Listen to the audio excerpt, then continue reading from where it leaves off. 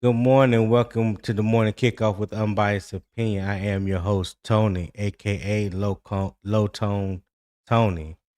Pop in Carolina has two decisions to make before Friday: how much work Bryce Young and the starters need, and how quickly Darren Waller can become useful in this offense. So here's the biggest confirmed fact heading into Jacksonville. Dave Canales has not committed to how much Bryce Young and the starters will play Friday.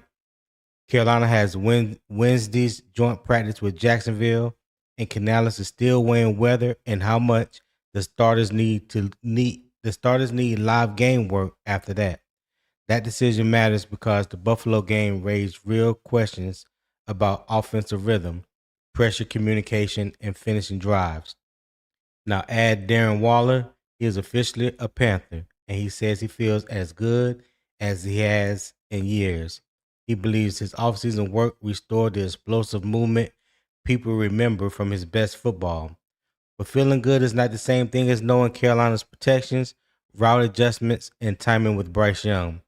That is today's main debate. Should Carolina give its starters meaningful Friday snaps to clean up the details while Waller begins his ramp? Or should Wednesday's joint practice carry most of the competitive workload? So stay with me because we are separating what Carolina knows from what it still has to prove. All right. So the facts first. Canales has not announced a final Friday workload for Bryce Young or the starters. Wednesday's Jacksonville joint practice will help inform that decision. Darren Waller, as we just mentioned, is officially on Carolina's active roster. He said he feels as good as he had in years and credited his offseason work for his explosiveness and movement. Waller caught 24 passes for 283 yards and 6 touchdowns in 9 games last season. Canales sees him as a pass threat with the versatility to function as a tight end or receiver. So Wednesday can test Carolina's communication, urgency, and competitive response.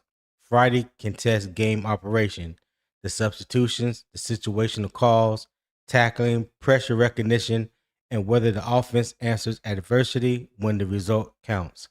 Waller does not need every responsibility before he can add value, but Carolina cannot build an early package that exposes him in protection or tells defense exactly when he is the target. So, Poppin, Yes, what's sir. going on, my guy? Man, Hey, what's going on? good morning, Panther Nation. Good morning, America. What's up? What's Yes, happening? What's going sir. on? How y'all doing? How y'all feeling? I hope y'all having a great morning or evening or wherever you at in this beautiful world.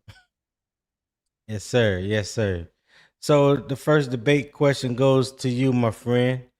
Should Carolina use Friday for starter corrections or let Jacksonville joint practice handle it?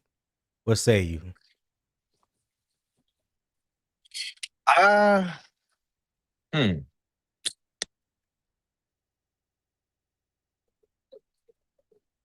I think you got to have a little bit of both.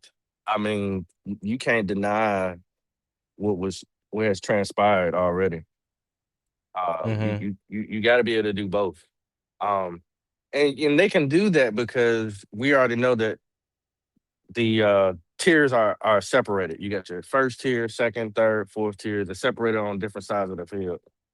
Um, and you can get those one on ones or group settings and have those talks, which they should have been already did it yesterday. I know yesterday they did some 11 on 11s and then they did some walkthroughs.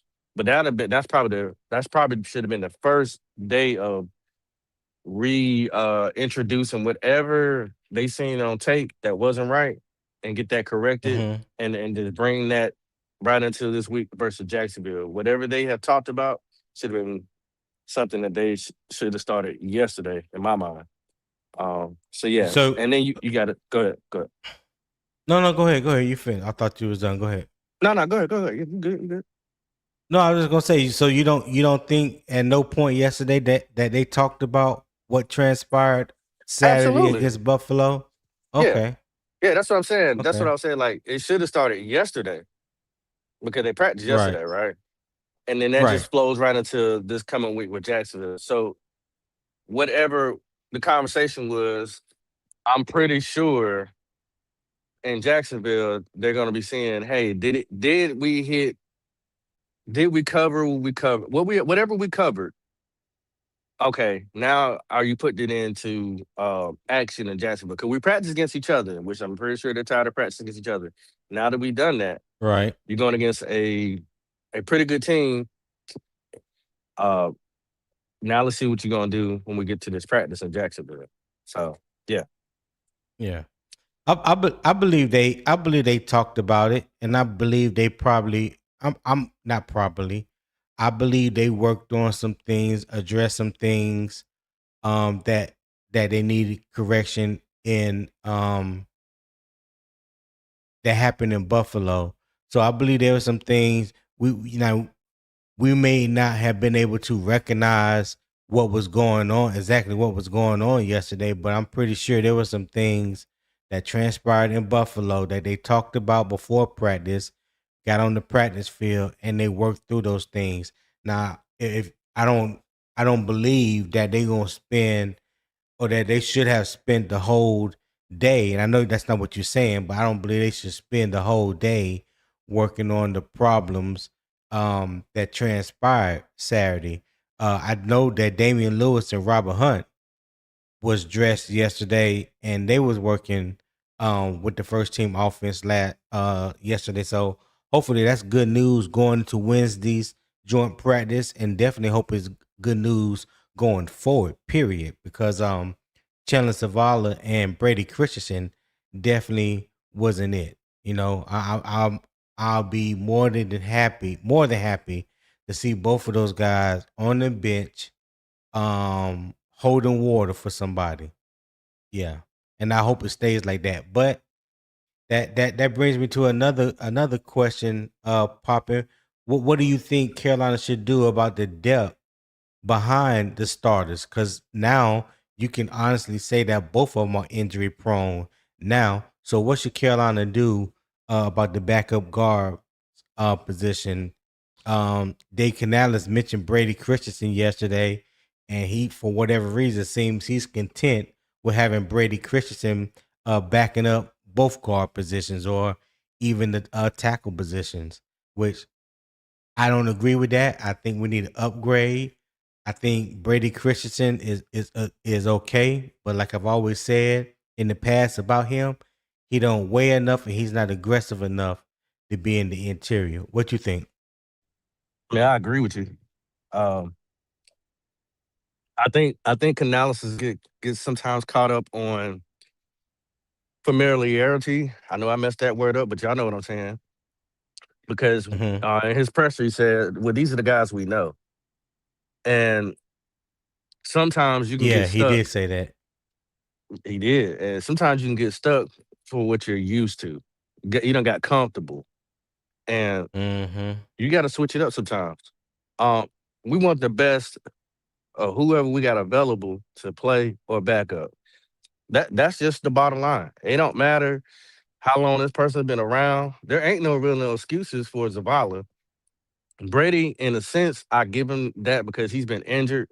So I'm pretty sure he hasn't been able to be as connected to what's going on, even though he's been around here the longest. Um, Hmm. Sad to say that he's had to play everywhere across the line, not to really master one set role, but that's part of the game. Um, if there's other guys like we always talk, me and you talking about Curham, I prefer him. That's who I prefer. Me Um, too. you know, get him out there. Jake I'm the pretty sure. Snake. I'm sure he's been out there, but I remember watching him last year, and he did some really good things. Yes, he And did. I don't care about this is who we know. I care about who's gonna go out there and perform. Curham is solid. He's big. Pause. He has the physical attributes that you want, and Yeah. I think there's more of a battle than they're letting be known, or they're having selective bias because of oh, we know this guy. Well, get to know somebody else then. Exactly. I agree 100%.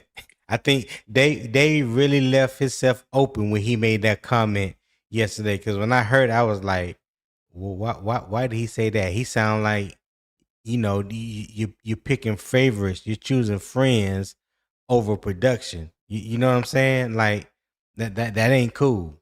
That is not cool. Not when you're trying to establish yourself as an offense, not when you know the interior part of your offensive line is the most important because of who you have behind center. You know what I mean? Like Right. don't hang him out to dry like that and then expect him to work some type of miracle or do things out of the ordinary that's outside of his skill set. That like don't do that. Don't set him up like that. You need to your backup should be just as good as your starters, in my opinion. Right. You shouldn't see a major drop off. Like I said, Right. I can only give Brady Christensen a little bit of a pass just because I know he's been injured. Zavala's been injured Right. too, but he played more last year than Brady Christensen. Brady Christensen didn't play last year like that. So No, I he think he didn't only play at played like all. I two think two or three maybe 2 games. games. No, Yeah. I think he played like 2 3 games. And Zavala's been around, been available, and sorry, Zavala, you just trash, bro. I'm sorry. I mean, Yeah. there's no way around Yeah. it. I don't think that maybe you be a hell of a chef like your father or something, but I don't think this is the game for you. I don't think you Listen, got it. I don't think you can cut it. You've been here long enough. Um, yeah, I'm putting him on my cut list when I do my predetermined 53 cut. Yeah, you're yeah. on the cut list. I can find somebody in free agency somewhere or wherever better than you. I I put Chandler Zavala, and I hate to say this, but it's true. This is how I honestly feel. I'm putting Chandler Zavala in the same bucket that I put in Thomas. I have to put him in that same bucket, guy. I have to put him Yeah, in that same bucket. Like I don't understand why we are keeping him around as long as we have, and your production doesn't look like it has improved at all. You look just as lost and confused, just like you did your rookie year. I see no growth and development than what you have displayed with the opportunities that you have been given when it's time to step on the field. I just don't trust it. Like somebody posted a one play where he blocked real good. I think it was an Arizona game or something like that. And I'm like, well, yeah, that's real cute. But show me the whole game. Show me every play that he was in, and let's evaluate his play. Um, that way. It's easy. You can find one clip. Is he consistently good or is he consistently bad? I'm gonna ask you that, Poppy. For me, I think he's consistently bad. What do you think?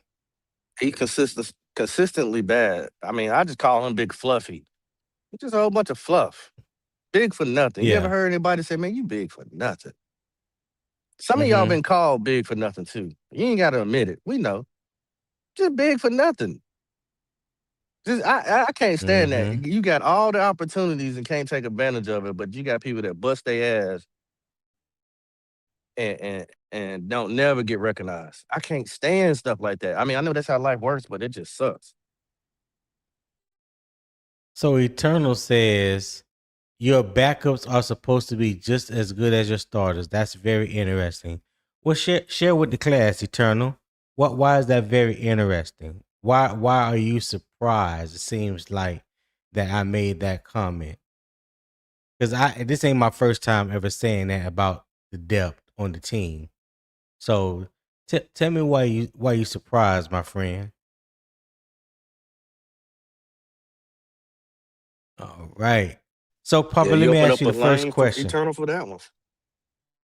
Yeah, I want him to. I want him to, because yeah, I ain't gonna say what I was gonna say, but yeah, I want him to share his thoughts. Yeah. So, first question to you, Poppin. What do you feel the offense must correct from the Buffalo game? There's not nothing that they shouldn't correct. Everything needs correction. Uh, Okay, give me your top three things. um, well, I guess we could start with player assignments. Uh, do people know where they supposed to be at, what they're supposed to be doing, how they're supposed to execute? So that's a very broad statement, but that touches everybody. Period. Offensively and defensively. Um, urgency. There Mm-hmm. is there are some people who are born with a high motor. Let's get it going. Let's go. You have to have, what I'm saying, that spark plug. Who is going to be the spark plug? I ain't seeing it. Now I don't get to see. I seen spark plugs with Jalen Phillips and Princely this past week.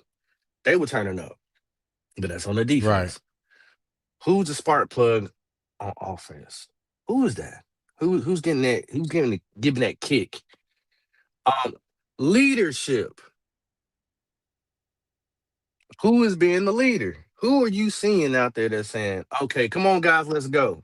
I'm not talking about that pep talk type of shit. That shit is all sweet and sounds all nice. No, I'm talking about being stern, authoritative, no bullshitting, getting everybody together.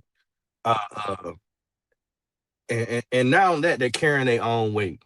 Even if it fails, they at least say, okay, he's putting in the effort, the time, and trying to execute and bring us along. You don't have to be the best player at doing this. You don't have to be the best player to show effort. You just don't.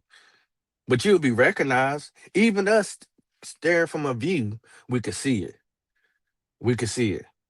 And I'm not seeing Mm-hmm. that. So yeah, those would be my key factors of things that I think that needs to be transpired. What you say, Tony? Um, definitely. The effort. I think that was piss poor effort that they gave. I'm talking about the first team offense. That was piss poor effort that they gave Saturday against Buffalo. Um, what else? What else can I say? Um, the play calling definitely needs um a little bit of life to it. You know, I'm not. I don't expect for them, or I don't expect for Brad Isaac to open up the playbook and like just go ham with it. But you already gave us a little taste of what the play calling could possibly look like in the Hall of Fame game. What happened to that script? Why can't we stick with that script? Why do it look like we regressed from what we showed in the Hall of Fame game? So yeah, the play calling definitely needs to be consistent. I'll say that. It needs to be consistent. Um Effort, the play calling, um yeah, those would be my top two. Those would be my top two. The effort and the play calling, because irregardless of what play is called, you have to show better effort than what they showed, and that goes from everybody from Bryce to the wide receivers. Um, I think Jonathan Brooks showed the best effort of any offensive person on the field. You know, because I think he had or he felt like he may have had a point to prove, especially coming back from almost a 2 year layoff, and this was his first meaningful snaps, or just say first snaps, in a long time. So yeah, I definitely believe that he played with a little sense of urgency, um Saturday. But yeah, the overall play calling, the overall effort, those would be the two things I would have to say uh definitely need to be corrected for Buffalo and the offensive line, which we know why it looked the way it looked. We didn't have all our potential or day one projected starters in the lineup. Hopefully that changes Friday. Like I said, Dave Canada said the starters will play Friday, but he didn't say how much they will play. Well, I believe they need to play until they show that they're able to do what needs to be done. You know what I'm saying?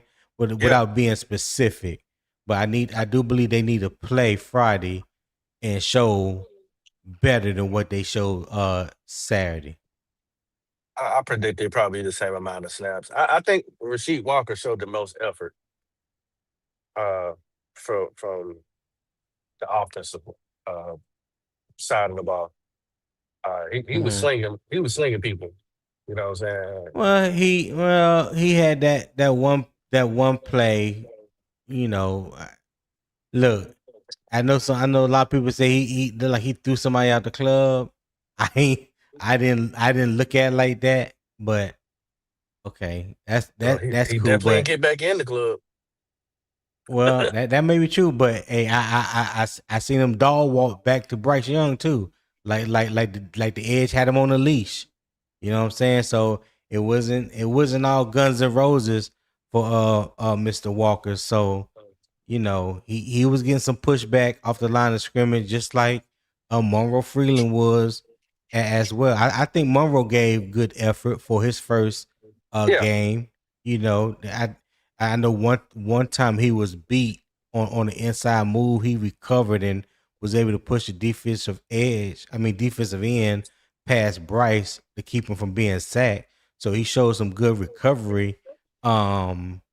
Some a good recovery technique. But other than that, I think he held up pretty good.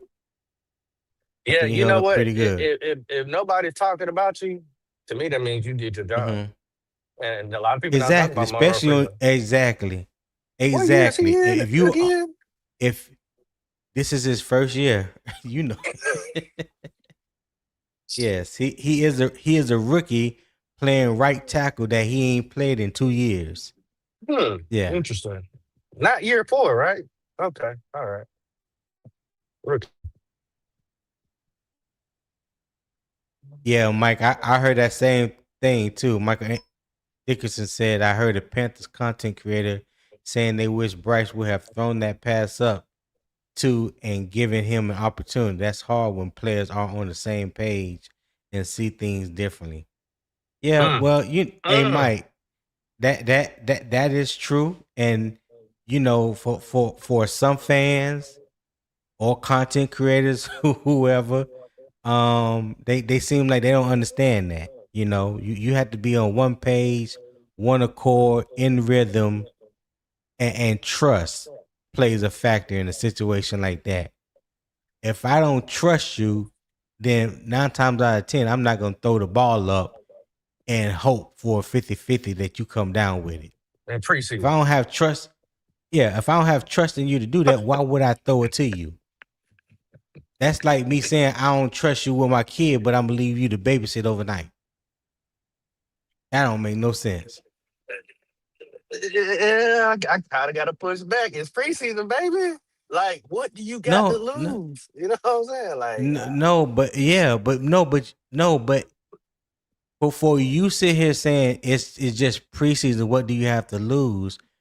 You no, have I'm to not saying understand it's there's just more. preseason. I'm saying it's preseason. Like, this What is I'm this saying is is just you know. preseason or just preseason is the same thing. All I'm saying is that there is steps to this. There's things that they're trying to get accomplished. Just saying, oh hell, it's the preseason. Let me just throw it up there and see what you can do. That's not how they do things. That's not how it's done, Poppin. No matter how much you might want to see it, or no matter how much you think they should do it, that's not what they do. They just not out there playing backyard football because it's the preseason. Obviously, we ain't doing a lot of anything. I mean, Do I hear something. you. I mean, Cause the way you doing it, it don't look good. well, So I would rather see effort. Hey, I tried well, that's the, what you but what you're describing. That's not effort, it. and you know it. That Uh, ain't no effort. okay. How about this? That is not effort. Go Attempted. ahead. At least I attempted because it's not going Okay. on. It's not going on my scorecard. Nobody's gonna look back and say, "Oh man, that's a strike." Okay. Ain't So nobody gonna say that. let me ask you this. So if Hmm. you get a play call in, Hmm. right, and the play call calls for a 5 yard out, or a Yeah. drag route, Yeah. are you supposed to just say, you know what, I'm gonna ignore it and I'm gonna throw it to the receiver that's on the go route that's trying to clear out for that drag route. I'm just gonna throw it up there because it's the preseason. That's what you want Well, them to. That's what no, you want them to do. it's all in context. You know what I'm saying? If things are getting muddy and Hmm. this is you in a high intense situation, and maybe that drag route is covered, but because you got a 1-on-1. You supposed to. You Hmm. got a 1-on-1 with uh the out route with the receiver. Throw it up there. Why not? I don't see the harm in it But because this is the time where you can try those how I want to say you can try those high risk situations or execution then because hey, then you got something on tape that says, you know what, that ain't that's not gonna work. Or you know what, I see what you try to do there. Let's see what we can do because sometimes you do have to play backyard football. They've even preached that. Hey, when things break down, this is when you have to go into the second part of the play. Somebody find a way to get to the ball. Somebody pop open. Bryce is great at scrambling. Blase, blase, blase. Right? Okay. Well, this is the time to do it. Because it's a high risk, so, high reward, low. I mean, it's high risk, low reward type of play. but then You can't do it that's all the that. time. That's what I'm saying. You can't do it all. Well, okay, but even in the preseason, that you don't want to take high risk, low reward. You don't even want to practice that. You know what I'm saying? And again, for me, it comes down the play calling. Did the play call lead to you taking a risk like that? Because believe it or not, every quarterback ain't just going out there and designing plays up in their head and just saying, forget the offensive coordinator, we're just gonna throw it up there and we just gonna play, do it how we want to do it in the preseason. So that's why I always go back to the play calling. Like if the play calling is it being called to lead you to do something like that, then you're not in a position that as the quarterback to do it. No matter what crazy excuses people come up with, and people that talk about they have played the game and they know the game. Well, if you played the game and you know the game, then you know that they just not out here disregarding what the offensive coordinator is calling and just doing their own thing just because it makes the fans happy. That that I that get that what you're that's the saying, but part that kills. that's not what That's I'm the saying. part that kills me. But Yeah, that's I get what you're saying what because what are you saying? What are you saying there, I'm Papa? Because saying that's what it okay. sounds like you said. No, it didn't. No, it didn't. That's just how you translated it, Tony. What I'm saying, Okay, all if the right. the play call got called right, but it got muddy, you got pressure on you, so you're gonna have to now. Uh, you're gonna have to scramble. You're gonna have to come up with another way to try to make a positive play because the play that was called has now been disrupted. Are you going to give, and all the receivers are going to give your quarterback a chance to get you the ball, and are you going to take the shot to throw the ball, even though, like I said, it's high risk, low reward. But if you're successful, it's still Mm-hmm. is great. But if you attempt it, it's also great too because those are scenarios that's definitely probably going to come up again later on in the season. That's all I'm saying. And it's preseason, it don't hurt you. I'm not saying go out there and willy nilly and say disregard the fucking play. You can't do that. No, you got to run the Mm-hmm. play. But the things break down where it's like, okay, all right, it's third and 7. Let's see what we can do here. Cause now the play is not the play is not the problem, is what's coming towards me. The pressure that's coming is broken down now. Let's see if I can do something to try to get this first down. That's all I'm saying.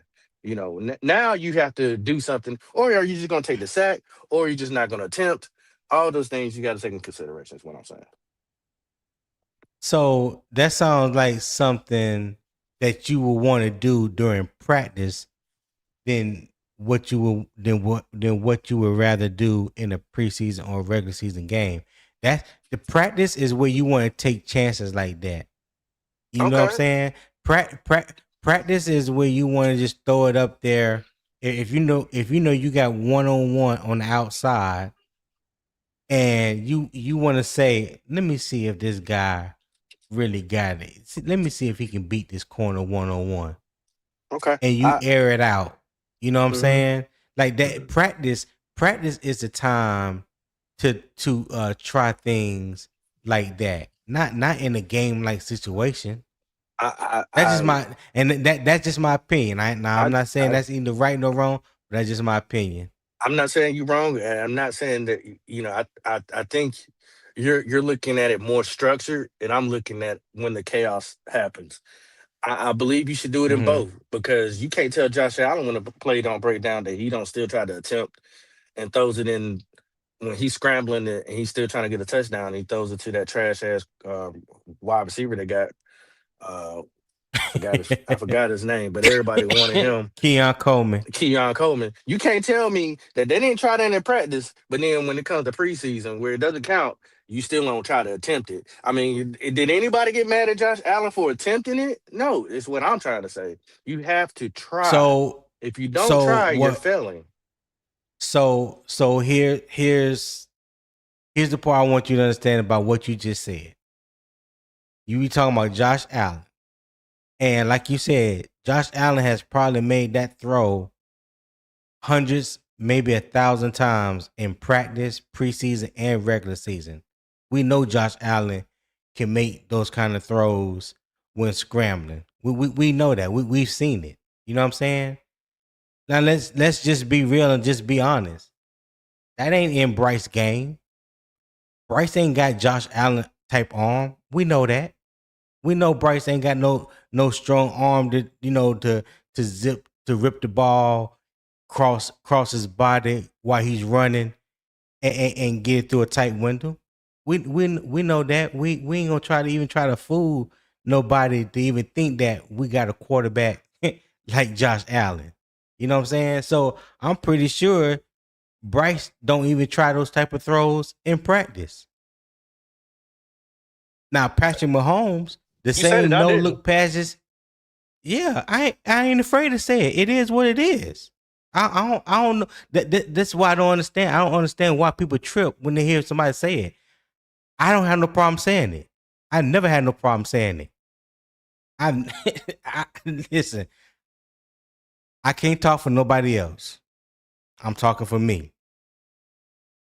I can't expect my quarterback to go out there and do something in the game that he has not done in practice or not having proven that it works in practice.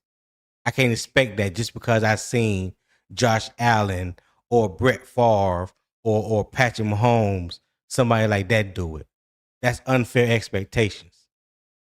If you really know your quarterback has limitations, then why would you expect for him to go out there and do something that you know he can't do? Now let's just keep it real.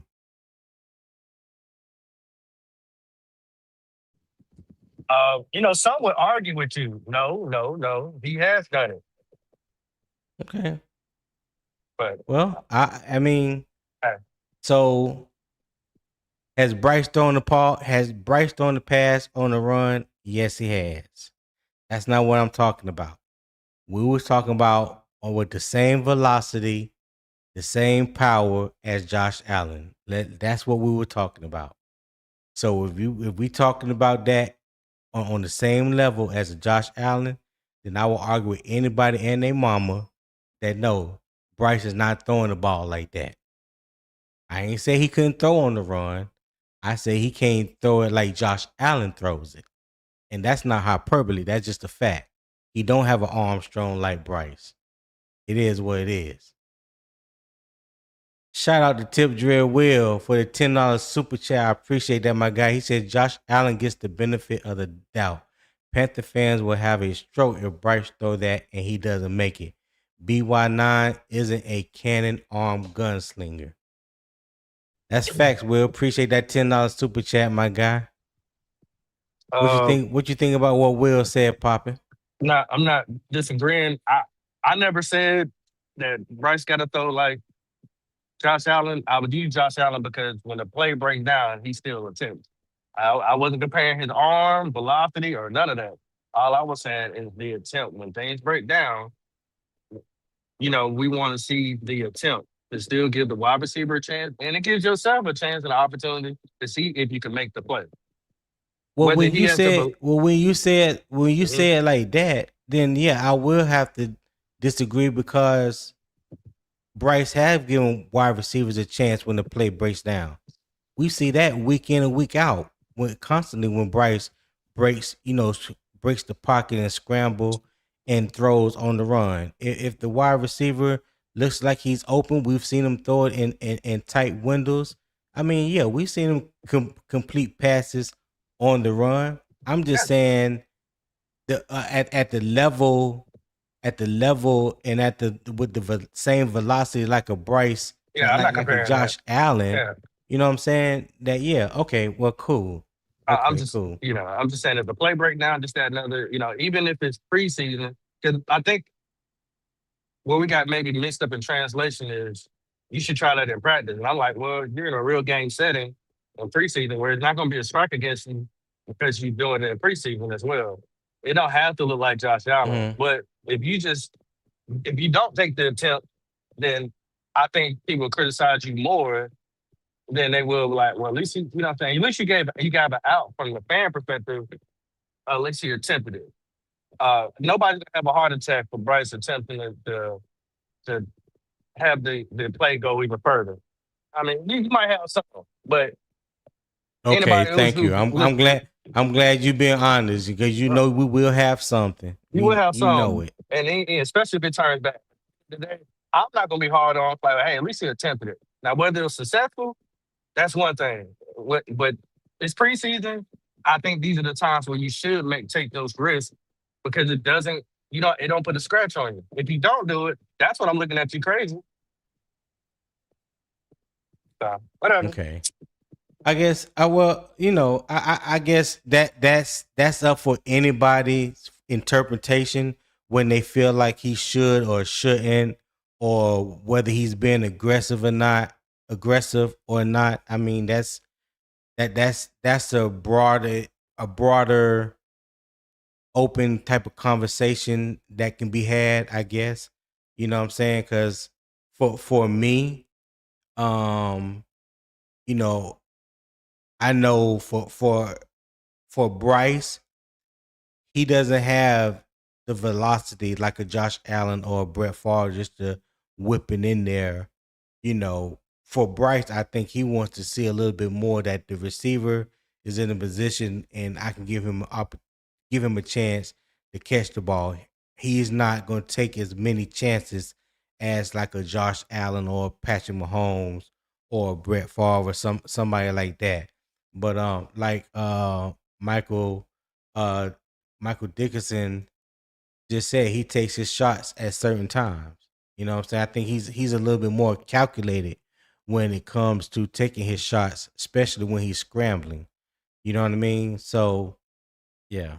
I mean, it's how you interpret it, how you look at it. Everybody gonna have their opinion about it. When it comes to the preseason, like I said, what we saw Saturday was definitely disappointing. from the play calling to the execution to the effort. That's all I can really say about Saturday, and I just hope that what we see going forward, starting this week, is different. You got anything else before we go to the next question? Yes, sir. Okay. Um, can a joint practice replace live snaps? That's for you, They Pop. they they they say it can. I don't believe so. I don't think that it has the same amount of credibility or pressure or meaningful um, time or chances. You know what I'm Right. saying? In real game situation. In a real game situation, it means something. Uh, yeah, I don't think so. We could try. Yeah, I agree with you because I know with joint practice that it's like controlled chaos. You know what I'm saying? It's a controlled scrimmage, pretty much. You're gonna have your number one offense and your number one defense going against their number one offense and number one defense. It's gonna be happening on two separate fields. You know what I mean? And they're gonna get in about 50 to 60 snaps. So they look at that as quote unquote good work.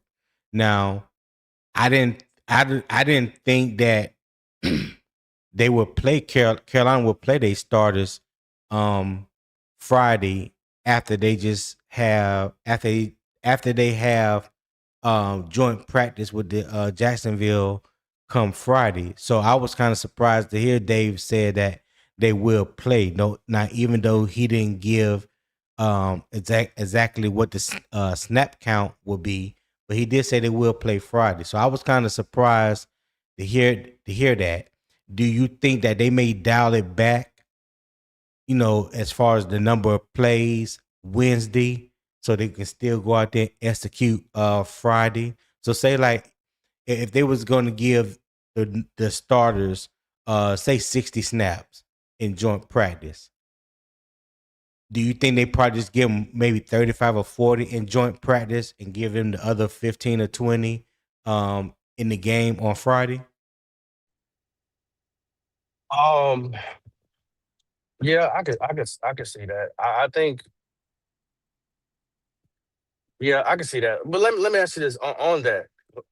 So Mm-hmm. so do you think that the ones who show a good outing during practice are the ones that's gonna be on the field, or the ones that need to be critiqued more and they need Say to say it again. so with that being said, do you think the ones who have a better practice should be the ones that be out there during the preseason game, or the ones that still need to be analyzed a little bit more should be out there first? During the joint practice?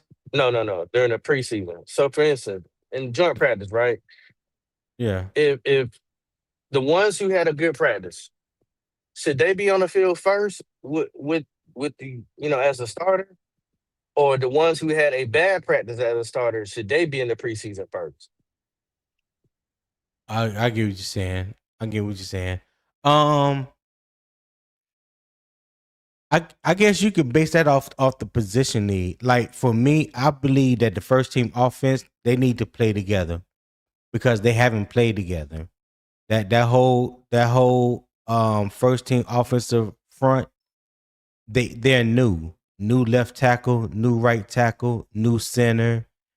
It looks like Robert Hunt and Damian Lewis may play Friday, even though it hasn't been confirmed.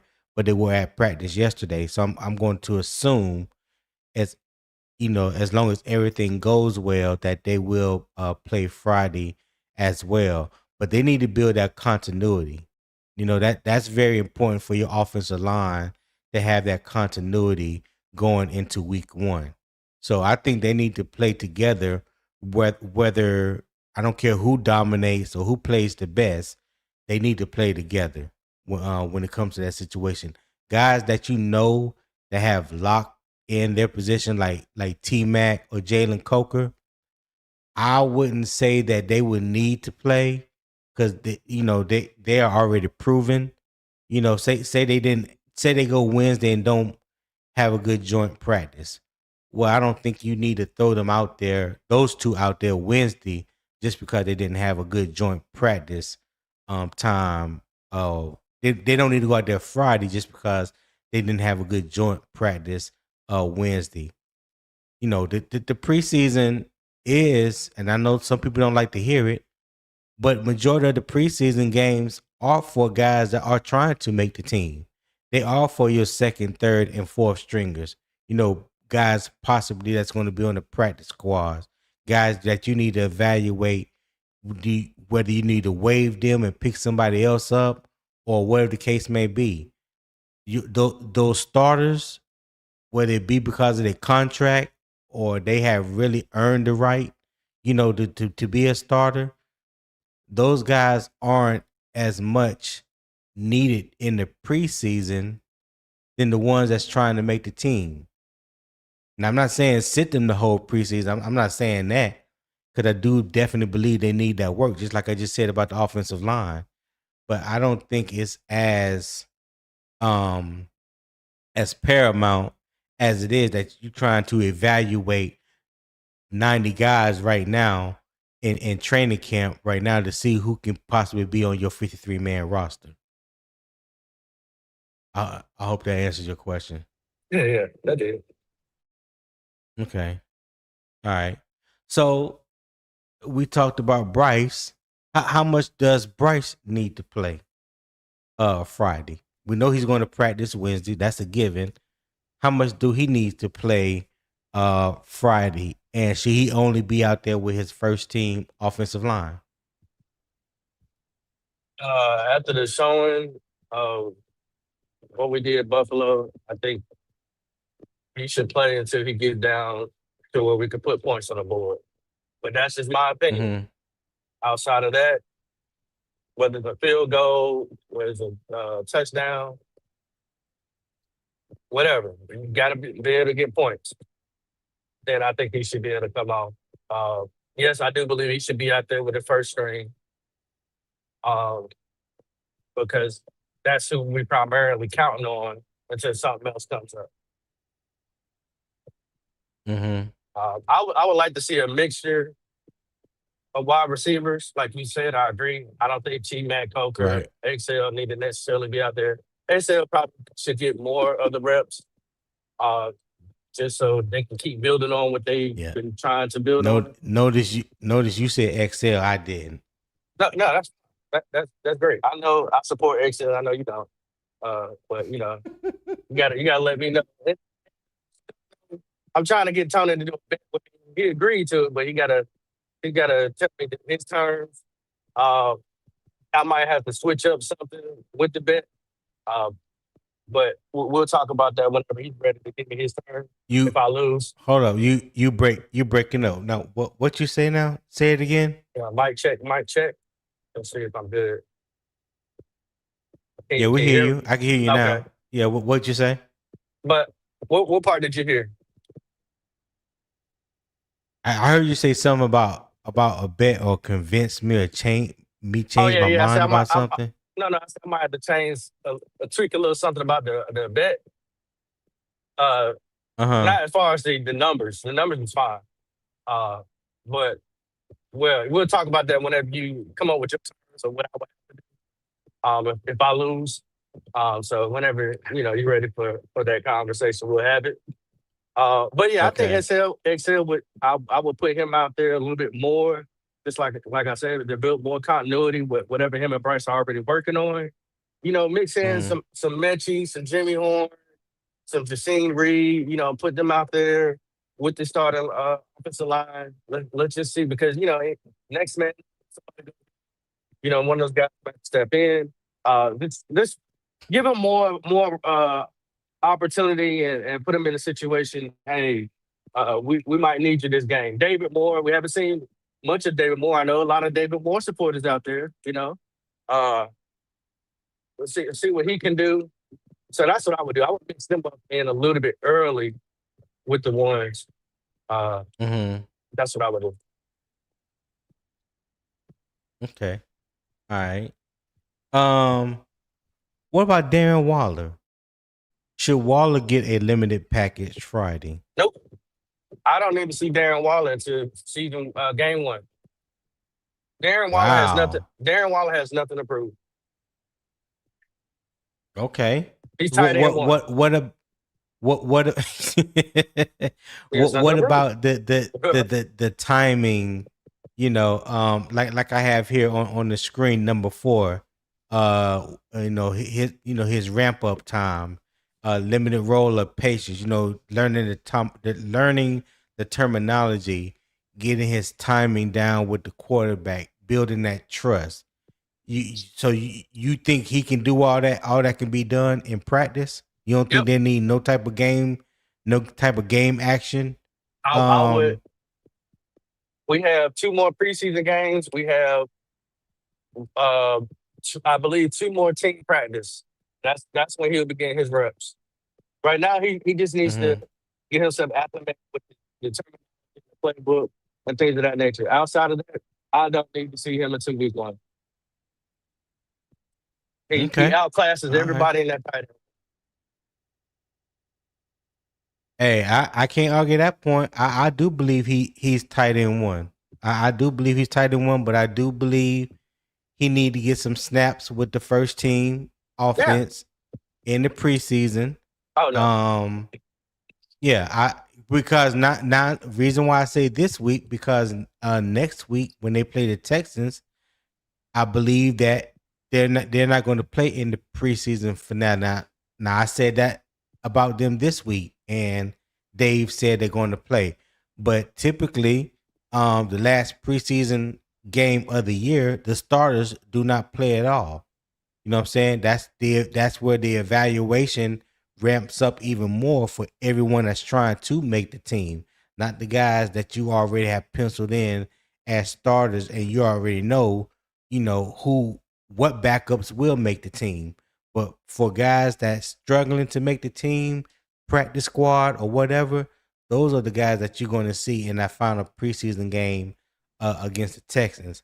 So I think, like he said, he's in shape. He's been working out every day since the Super Bowl.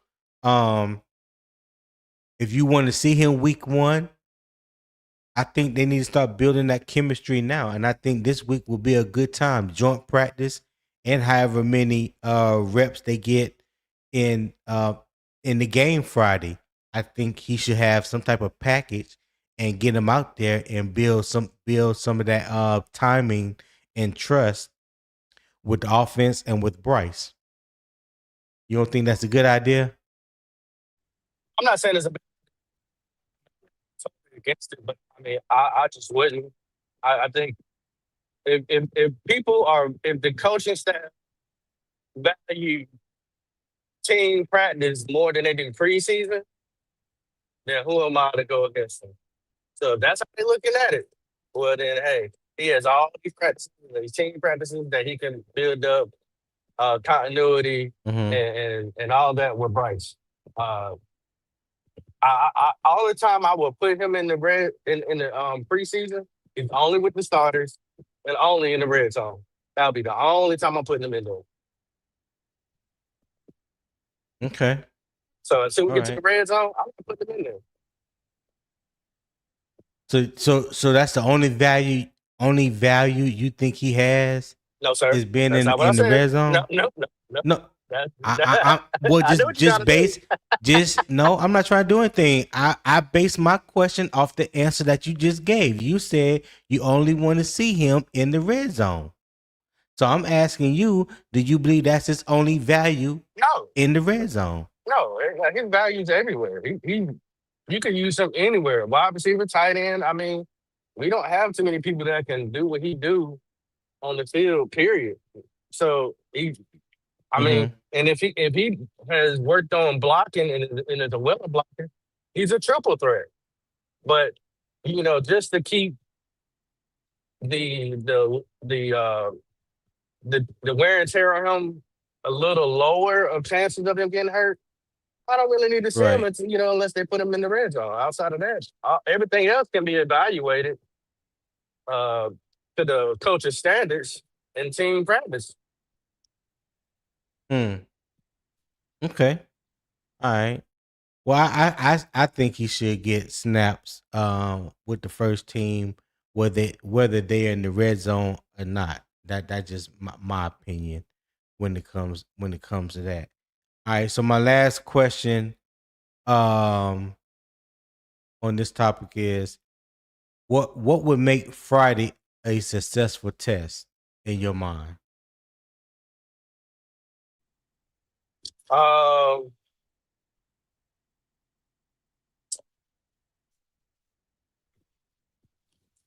a successful test. We don't have to Yeah. win. So that's not something that I'm coming in the door thinking about. Or Okay. so a successful test is just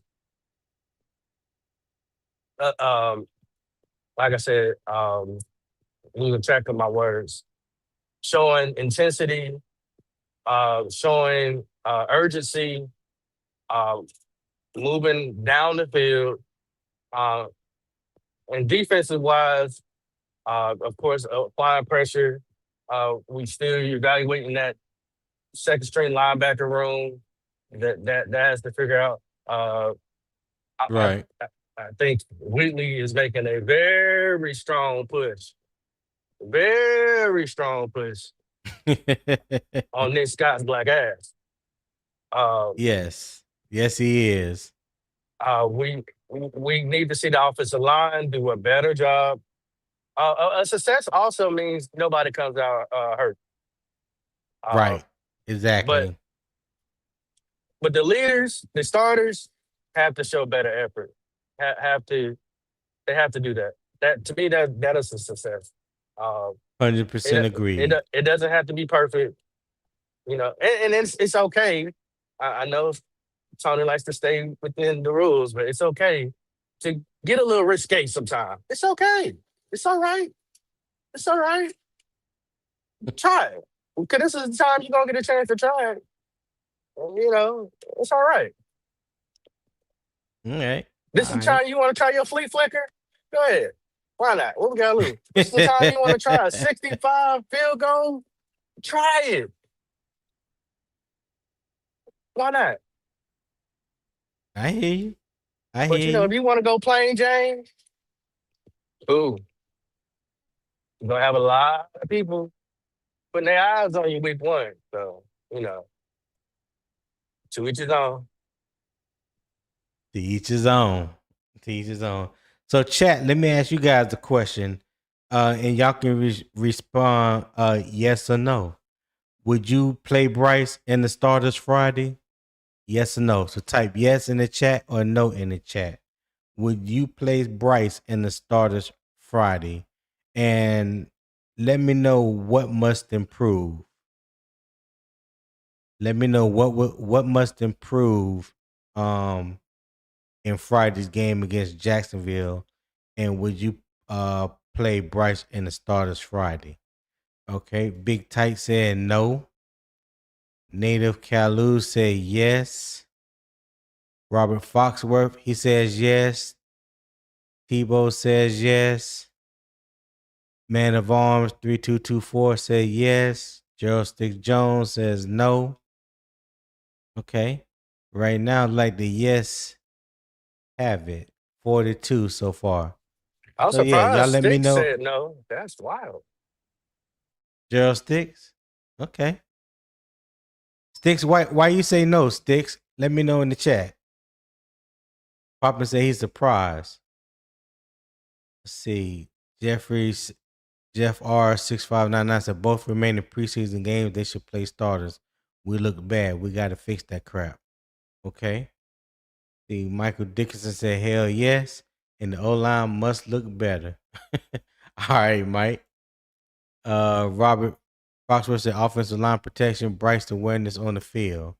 Okay, that's what they must prove. I agree. I agree. Howard, of course, says hell yeah.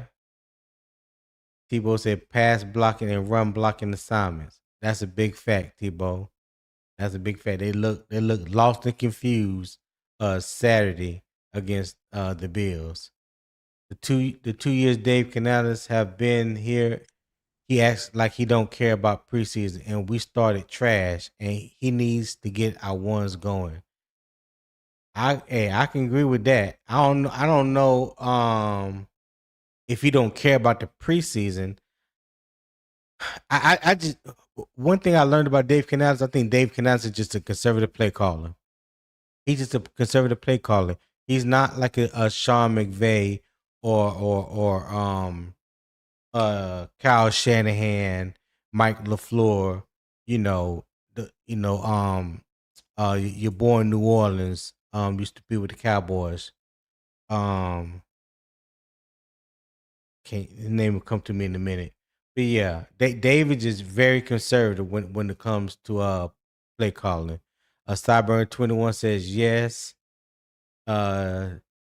Big Tight said I say no because they're doing joint practice. Okay.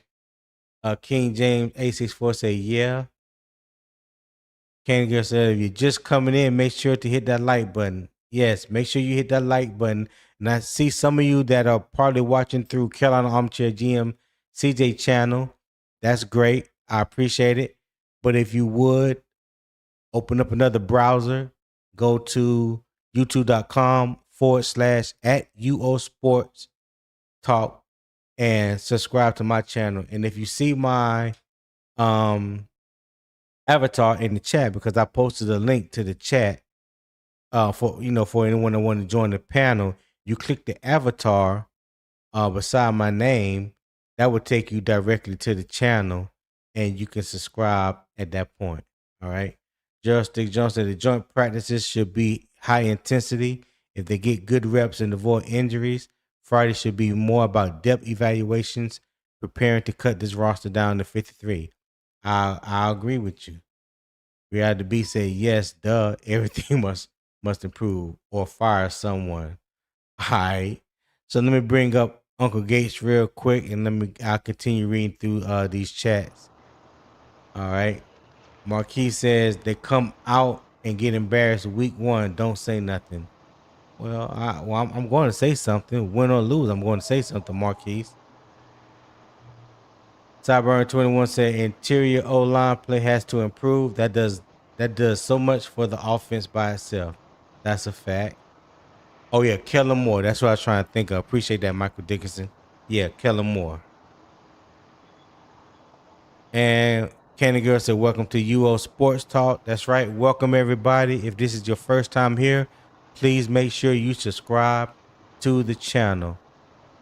If you don't know, I will post it right here on the screen, youtube.com/@UO Sports Talk. We've been here over an hour now. Show love to the channel. I would greatly appreciate it. QR codes at the top right. You can scan that QR code, show support to the show. There's also a pinned comment in the YouTube chat at the top. So I don't know if you can see it on CJ's channel, but if you're on Unbiased Opinion Sports Talk watching through YouTube, it's definitely there. And I will post the link in the chat. If anyone needs it, let me know. And if you do if you do donate to the channel, let me know in the chat so I can properly shout you out as well. Okay. And yeah, Broski Brer said Ben Johnson. Yes, absolutely. Ben Johnson is another one. So Uncle Gates, what's going on, man? What's going on, Tony? What's going on, panel? How y'all feeling this morning? Hey, What's I'm up with you, good, Gates? man. I'm about as good as it gets right now. How you That's feeling, what's up. dog? I'm feeling good. I'm feeling all right, man. Just wanted to hop in real quick. I'm at the job, but they ain't called a brother yet, so I figure I'll Yeah. chime in just to see what y'all talking about, just to give my opinion on a few things. What you got going this morning? Yeah, right now we're talking about a little bit about um Friday's preseason game, the practice with Jacksonville. You Yeah, know, basically we're just talking about The first question was, what must the offense correct from Buffalo? And then I asked Poppin, can a joint practice replace live snaps? Um, So first question to you, what must the offense correct from Buffalo? um, I mean, in all honesty, the Okay, coach, Marquise. the coaching and the play calling for one.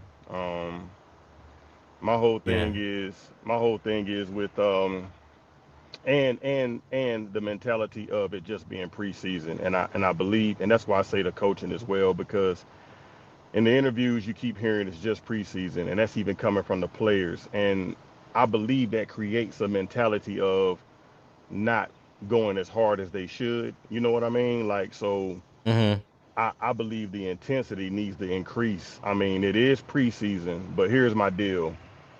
I don't know if y'all remember in driver's ed, like when the instructor probably told y'all. I know I remember when they were saying when you drive, at least drive the speed limit, because sometimes driving slow can be more detrimental than speeding. You understand what I'm saying? So Right. they're out there with the vanilla shit. I'm not feeling it, because if I'm gonna have my ones out there, I'm not gonna be driving like Granny and Grandpa, because I could probably risk my guys getting hurt. And who wants to get hurt on some vanilla plays? Like, nobody wants to be out there if you're not gonna be at least be taking it seriously and not have the mentality of being past it, or this is just preseason. Like, this is the time to not say open up the playbook, but show these mofos like what we kind of working with, not just we trying this and we trying that. Like, that's not what I want to see. I mean, I would say the percentage needs to be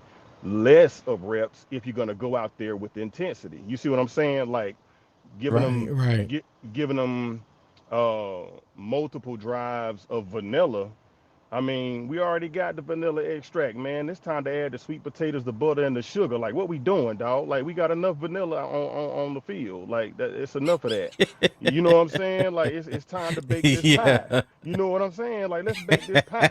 You know, we just got vanilla extract on the counter, and I mean, what else Right. we adding to it? So that's my Just sitting there thing. looking at it. Yeah, we just sitting there looking at it, like the oven on, got the potatoes over there, got Right. the butter getting room temperature. You got your Just sugar burning weights measured gas. out. You just got the oven Yeah. on for nothing. You know what I'm saying? So, Right. and and, and I'm sorry, Tony. I'm an analogy guy. I like to paint pictures. You know what I'm saying? But yeah, Nah, I so like it. I like it. yeah, that's where I'm at with it. So I just think it needs to be more serious, because another point to that is we've been having closed practices. Like, the fans hadn't been able to see anything for the past 2 years. Like, what are y'all actually trying to hide? Like, I mean, no one's really getting to see anything. Like, even if they feel like it's too much being shown, they clip it. Like, oh, okay, we done showed too much. The 1v1s, and like, that's enough for everybody to see. It's like, guys, what are we actually working on? And with Buffalo, right? First, Yeah. their new field, their new stadium, you know, and I'm not saying they went out there with their meat and potatoes, right? But I'm saying, when you looked at them, they ran some of their plays they're gonna run this year. Like, they did. That's why we looked Oh simple. yeah. We look minute, you know what I'm saying? And they're looking obtuse, because we're out there like, oh yeah, it's just preseason. I don't think they had that mentality. I think that was our mentality, and it showed, especially with the ones versus the ones. Like, and that's my whole point. I think the coaching, the mentality needs to change, and we need to push lower the percentage of the reps and the plays that you want the ones to have. Just go out there with be intentional about it. Don't just be out there, because that's how they're gonna play. They're gonna play like Right. it's preseason. So that's my deal. Okay. Hey, if you are joining us, this is not about avoiding preseason football. It is about deciding where Carolina gets the most value correction when it comes to working this week. And if you want Panthers football discussed with facts first in real football context. Hit the subscribe button and stay with Unbiased Opinion Sports Talk. I would greatly appreciate it. 5 days a week, 7 a.m. Eastern Time. All right. So, hey, Gates, since you're here, let me ask you two more questions.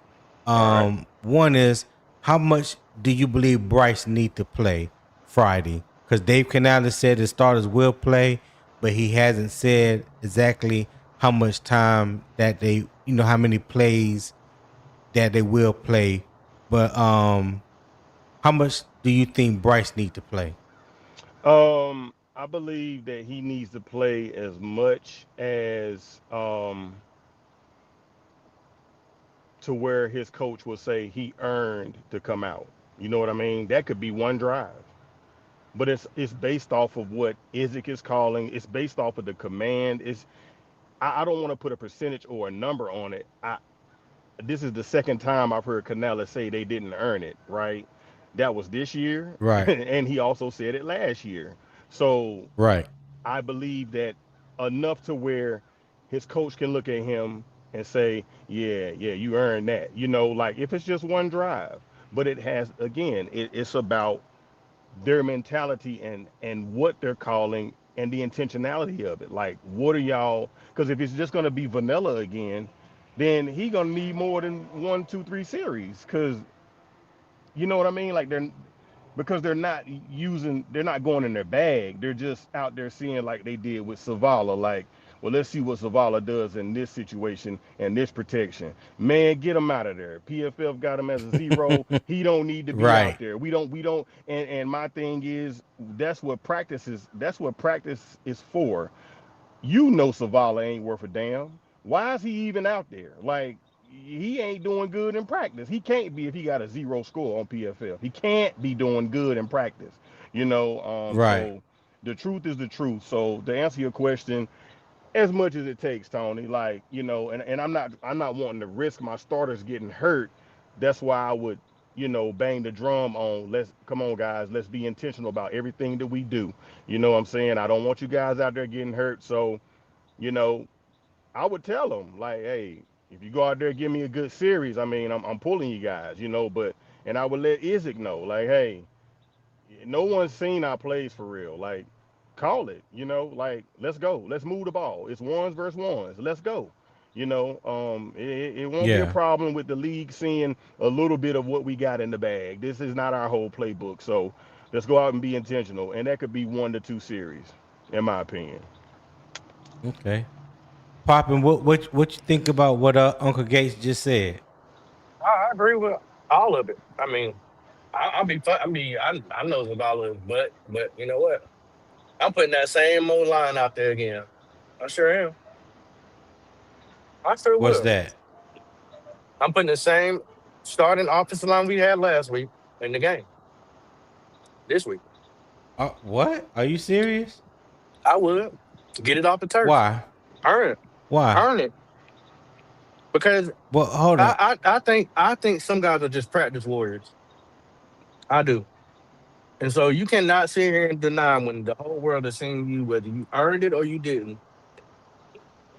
We and the sad thing about it, like I remember when I said earlier that Canales has a problem to me falling in love with people because they just been around. Mm, And there might be times where you might have to depend on Zavala.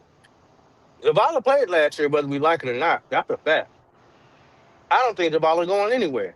Now, do I like him? No. But you know what? Zavala, big fluffy ass, will be right out there again, earning them reps because you 9 times out of 10 you're gonna have to depend on them sometime during the year. So get your big butt out so there and do it. so I and I'm like I'm not. So Michael Look, Dickinson was like, "Damn, you must want somebody to get hurt."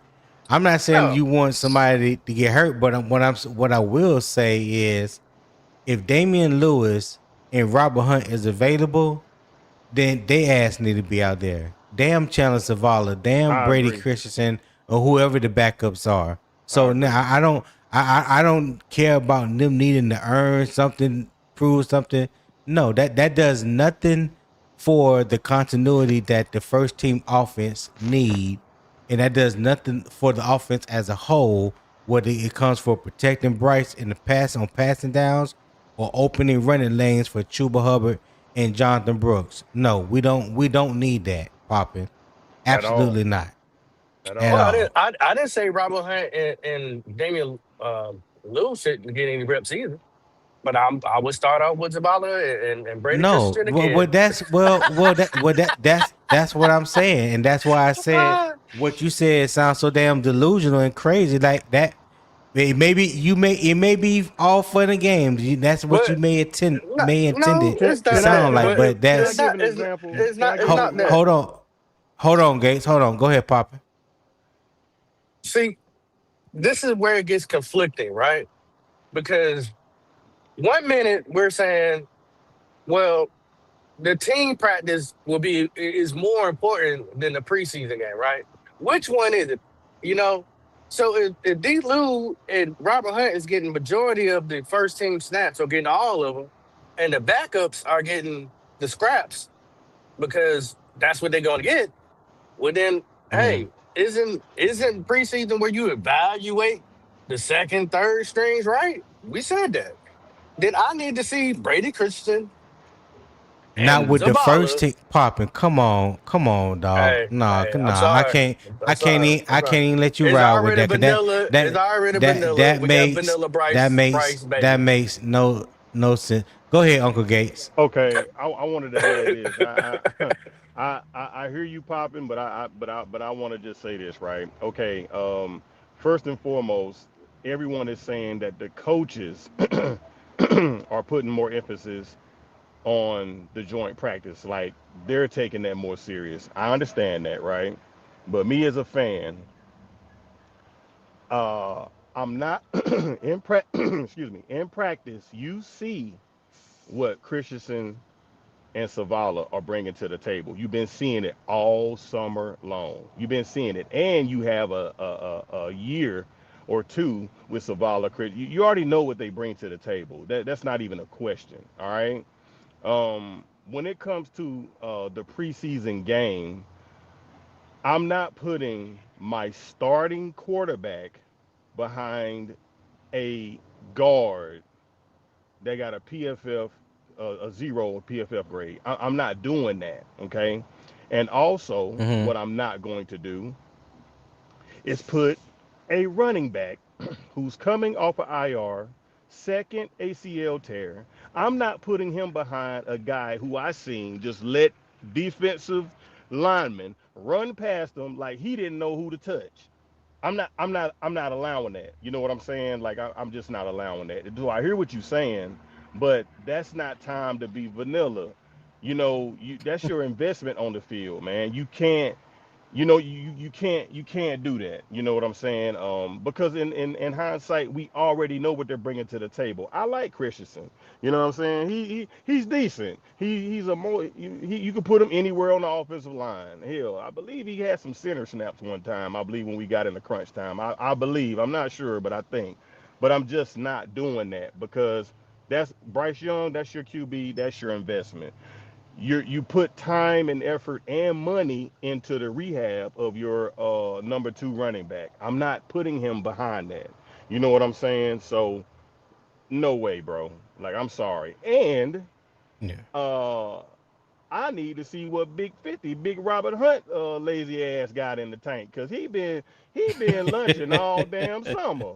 So get your big ass out there, Hunt. Like and I respect D. Lou, and I don't think D. Lou get enough praise. I think he kind of falls in the shadows, but he's a dog, and that's who I want out there in the preseason game.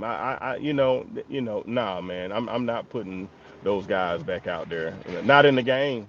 They can get all the work that they want in the practice in the joint practice. That's cool. But yeah, I need to see my starting lineup. And I heard you, Tony. This is another. It's kind of off subject, but not really. But I would even throw Waller out there on certain packages just to just to Right. see what it looks like in spreading the defense. Like, oh, Drew, we got Waller out Right. here.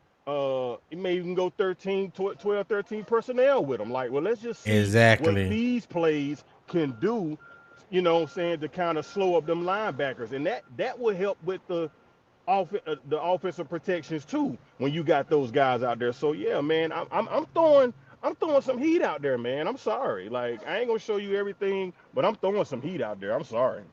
I'm sorry. I agree with you. I agree with you when it comes to that because I definitely believe he is the X factor that this offense needs because we haven't had a tight end that can go down, stretch the middle of the field, attack the seams. Um, Definitely Absolutely. not a red zone threat like Greg Olsen once was. So to have a tight end of that caliber, someone that has proven what they're capable of doing when he is put in that situation, I want to see how it unlocks the offense further. I want to see how more creative the offense can be now that you have that dominant tight end that we've been missing for so long, whether it be just for 1 year or whatever the case may be. The fact is he's here now, and so we got to utilize him to his fullest potential. And I think his fullest potential could possibly unlock some things in this offense that we really haven't had the opportunity to take advantage of because we haven't had a tight end like him, like I said, since Greg Olsen. So, I can't wait to see it. That 12 and 13 personnel is really dominating the NFL nowadays. Sometimes, occasionally, I don't know what the exact percentage is, but sometimes you'll see teams lined up in a 21 personnel with two running backs and one tight end. You know what I'm saying? So there's so many things that can be done when you have a tight end of his caliber that can stretch the middle of the field for you and create mismatches in 12 and 13 personnel. So that's what I'm really excited to see going forward. And you All know right. what else, Tony? And you know what else, real quick? You Yeah. know what else? It puts the NFL on notice. Why? Because the tight end room has been lacking for years with Carolina. That also lets them know, whoa, we got a game plan a little bit different for these guys because we know Coach Canales, he's a receiver guy. He loves to throw the ball. They haven't really had a secure tight end in that room yet. They have one now. We have to take a look. We Right. have to take a second look at these guys. You see what I'm saying? Yeah. Yeah. Yeah. I'll agree on that. All right. So Carolina's offensive corrections will face a Jacksonville front that created pressure last week. That makes the Jaguars the right halftime spotlight. All right. So let me just switch this over here real quick. And can Jacksonville pressure reveal real Panthers progress? So the facts first. Jacksonville beat New Orleans 24-20 in its preseason opener and recorded 4 sacks. Jaguars head coach Liam Cohen said starters may play Friday, though their final workload has not been announced. Jacksonville's pressure came from multiple defenders, not one isolated matchup. All right, so the context is Carolina cannot judge protection only by its sack total.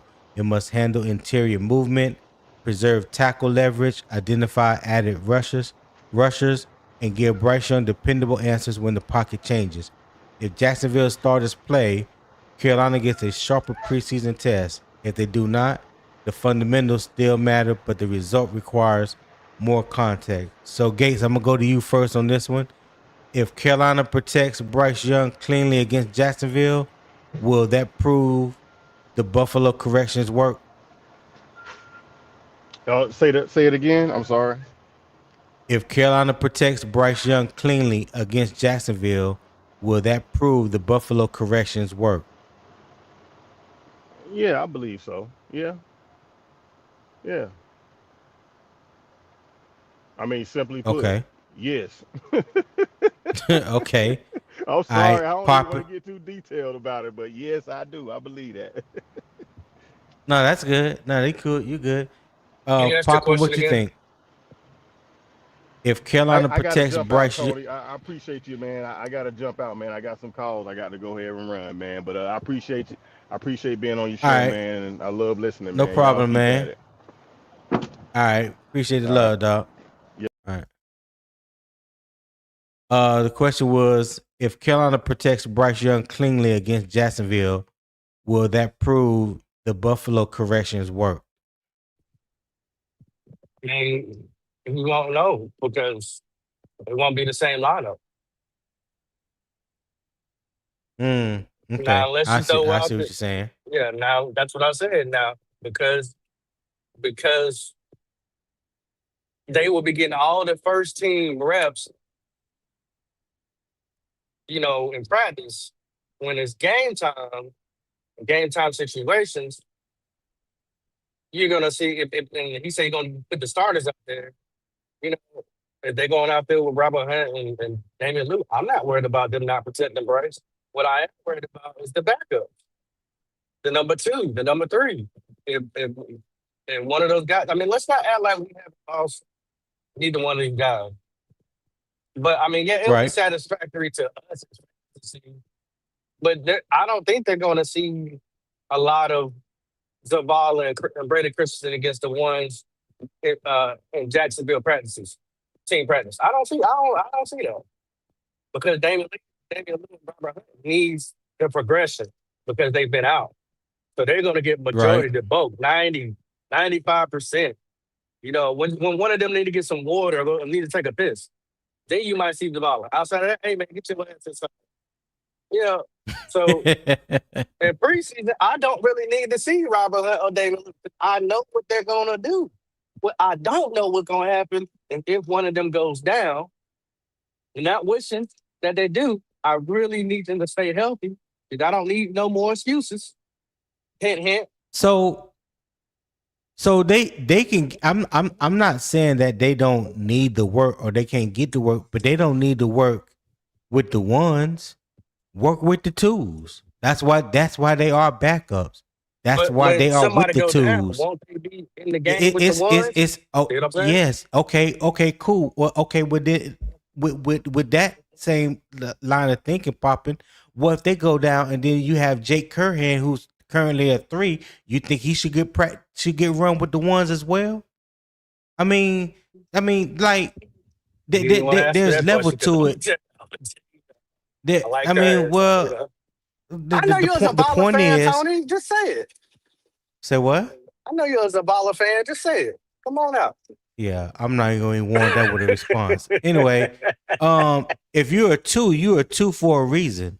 So when the ones are out there, they are trying to build continuity and timing with the ones on offensive line, the running backs, the tight ends, the receivers, the quarterback.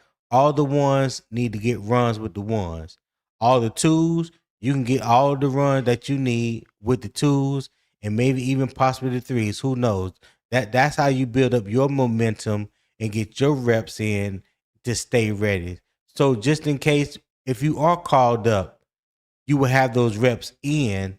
You know what I'm saying? You have that repetition in as a valuable backup, and hopefully you can perform like a one when you get in there.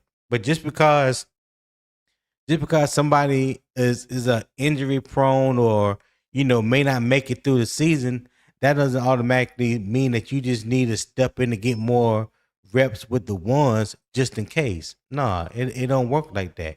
If that one, if you are one and you are available to practice, then your ass need to be out there practicing, getting ready to play with the ones. That's just how it is. Okay. Well, hopefully they get a lot of mental reps. Well, they can get that too. Well, They can get that too. So my first question to you after that debate question, um, do you think Carolina will be able to stop the interior pressure? Do you think they'll be able to show some improvement with that? depends on who's out there. Depends on who's out there. Yeah. Meaning, Just from the start.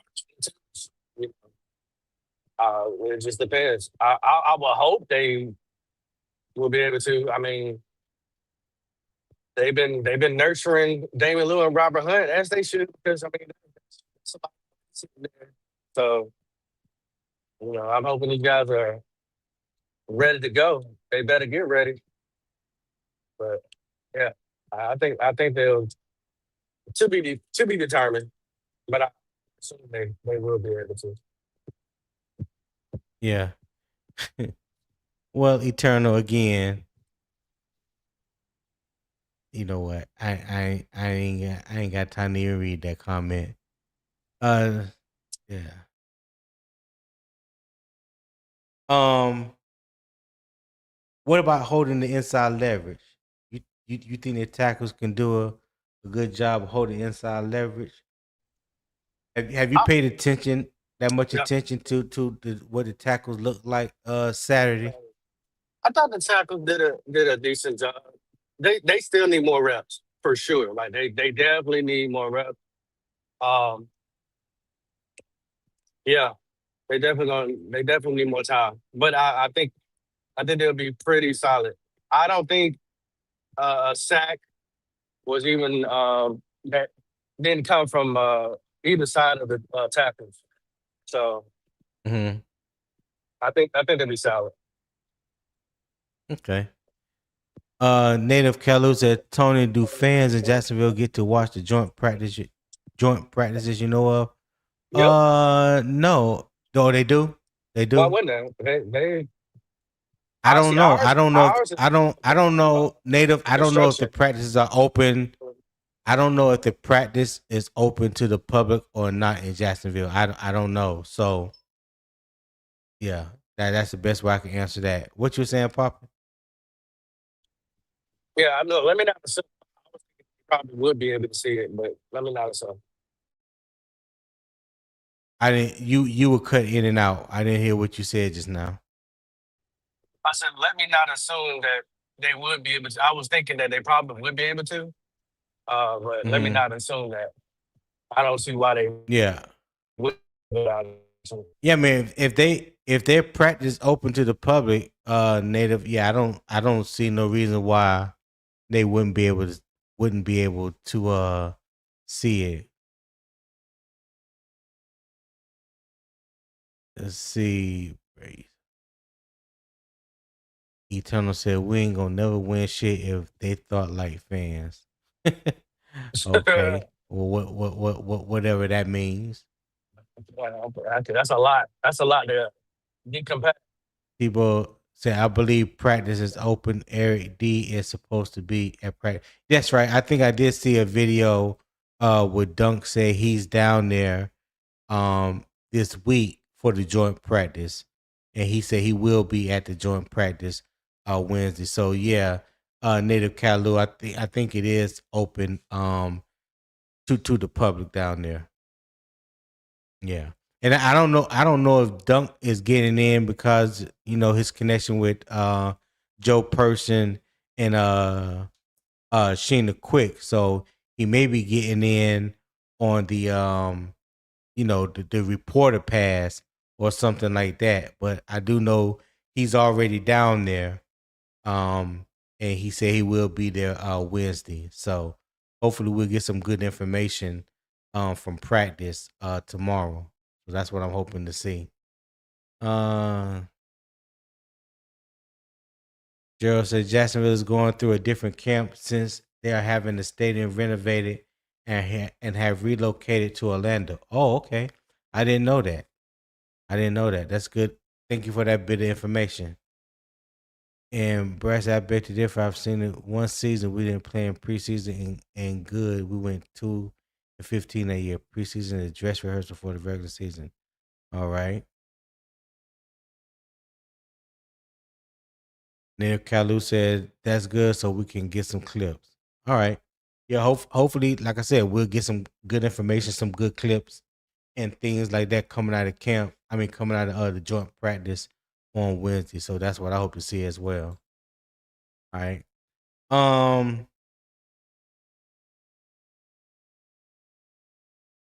So the top 5 things that I have on the screen. Let me remove this widget right here.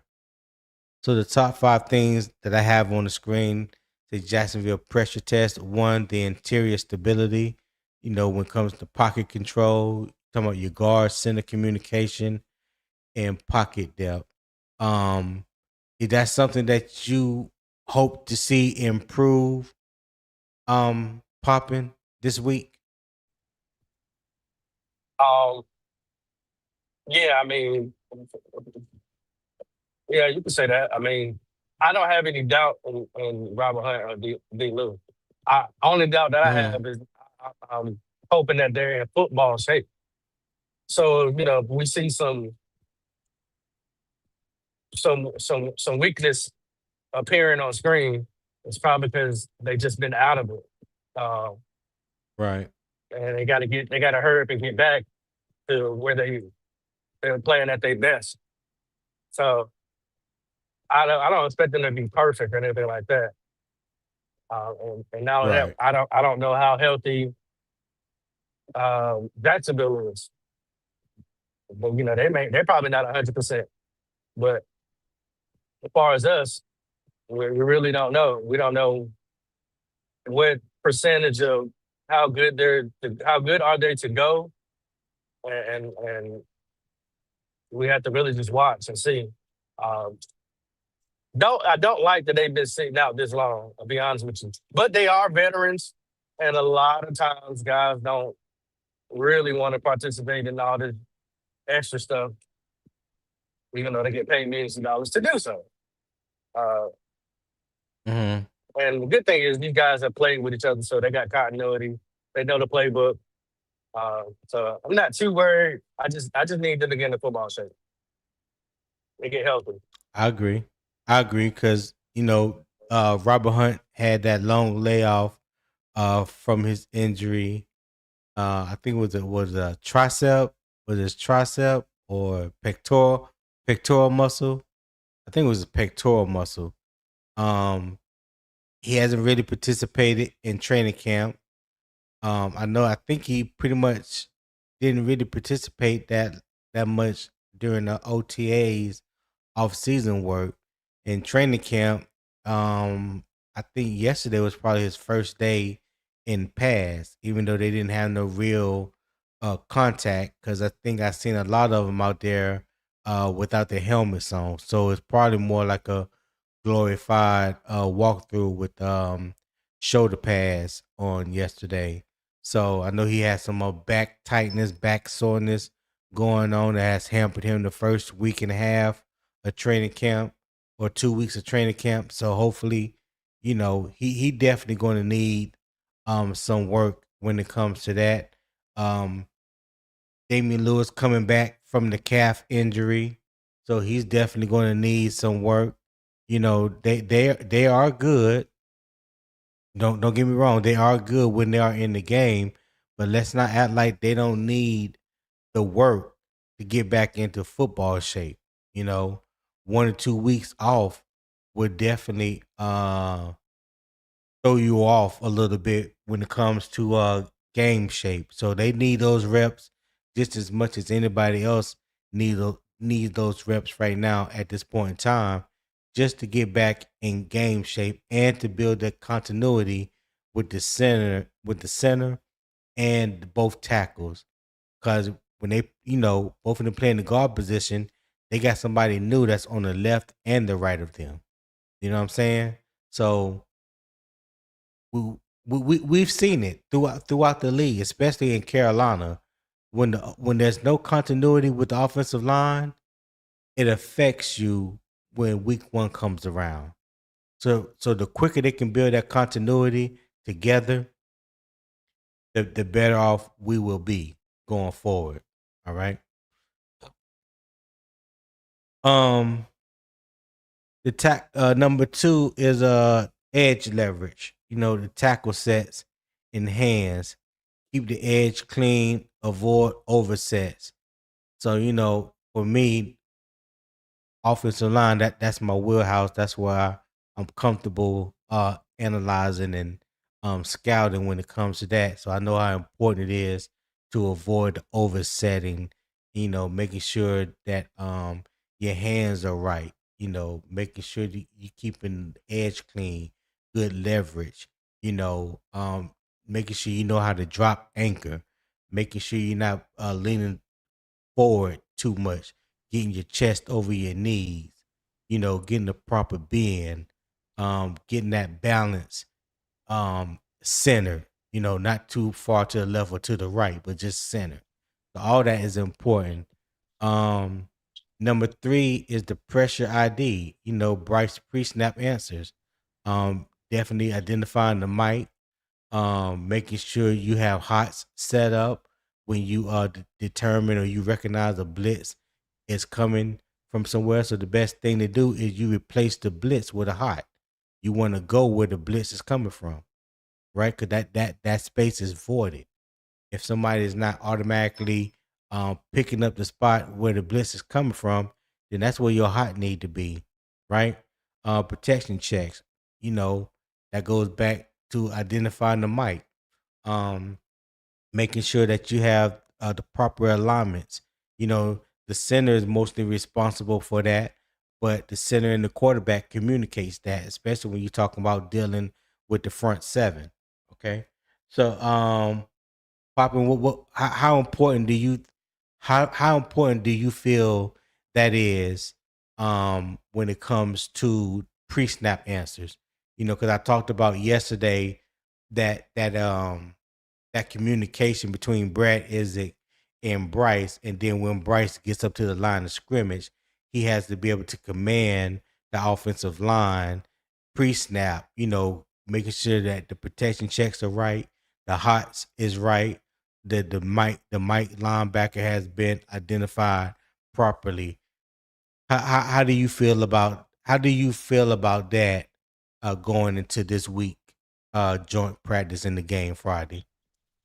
Well, I mean, the good thing is that, like I said, these Robert Hunt and Damian Lou, they have been with each other. So that's just, that's two more eyes, two more ears, two more mouths, two more brains that can communicate with Bryce and verbalize whatever needs to be talked about within each other, within the group, between quarterback and offensive line. And of course, Brad is again, Bryce needs to make sure that they're on the same page as well. So it's not all like, oh, nobody knows anything. This is the same offense, uh, just new play calling. So I'm not too worried about it, but it's definitely important to be able to have everybody on the same page to get the job done. Hmm. But Tony, I'm almost in places where I'm probably going to start breaking up. Okay. All right. So Yeah, I just dropped the link in the chat. Poppin', I appreciate you being on with me, my guy. no, you Especially know it. appreciate you spending most of the morning with me. I greatly appreciate that. But yeah, I dropped the link in the chat for anybody want to hit the link and come up and talk about today's topic. You're more than welcome. I greatly appreciate it. Zip, I see you in there. Say good morning, y'all. Good morning, Zip. Hit the link. Come holler at your boy, Zip. I greatly appreciate that. All right. So moving on to number four, the help plan, win the chip. So again, I stated how both our tackles are new. Our left tackle Rasheed Walker, even though he has NFL experience, he is new playing with this offensive line and with this team. Right tackle Monroe Freeling is a rookie this year, so he's playing out of position, something that he hasn't played in almost 2 years. So this is basically new for him as well. Coming in thinking that he may be in competition for the left tackle spot, and then be thrown over to the right side because of what happened to Taylor Moton, and we don't know exactly how long he will be out. So giving them help. when to chip, whether it's the tight end, the running back, making the route count. All right. So all that helps in um, helping these tackles, um, giving a little bit more protection when it comes to Bryce. Giving those guys a little bit more help because we don't know exactly, especially with Monroe Freeling, we don't know how much he can handle by himself. Now, for my standard, I think he looks solid against Buffalo. Are there some things that he can work on? Absolutely. There's absolutely some things he can work on, but he didn't go out there and shit the bed. You know what I mean? If you will. So there was one time where he did get beat pretty good on the inside move. He recovered, pushed the defensive end away from Bryce, so he avoided a sack. That way. But other than that, I thought he looked pretty solid. He got pushed back a little bit. That's going to happen. But he did keep his body in between the quarterback and the edge rusher. So I thought that was a good thing. So now he knows what real game a game like experience feels like playing on the road, playing against another team's top defensive edge rushers.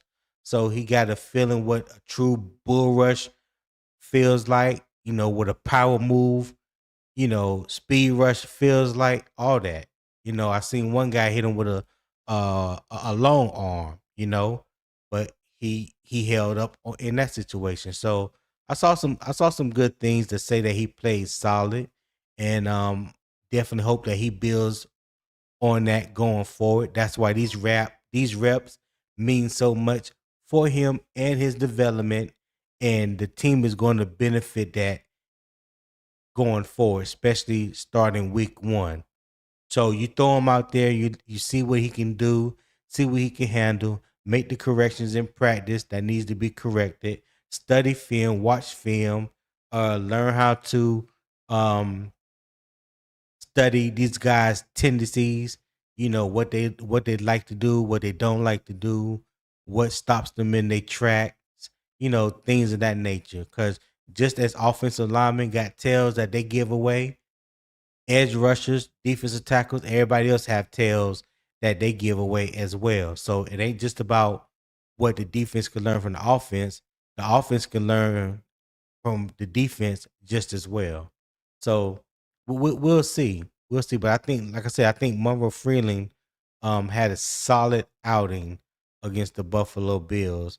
And I'm hoping that he has even a better outing this week against the Jacksonville Jaguars. All right.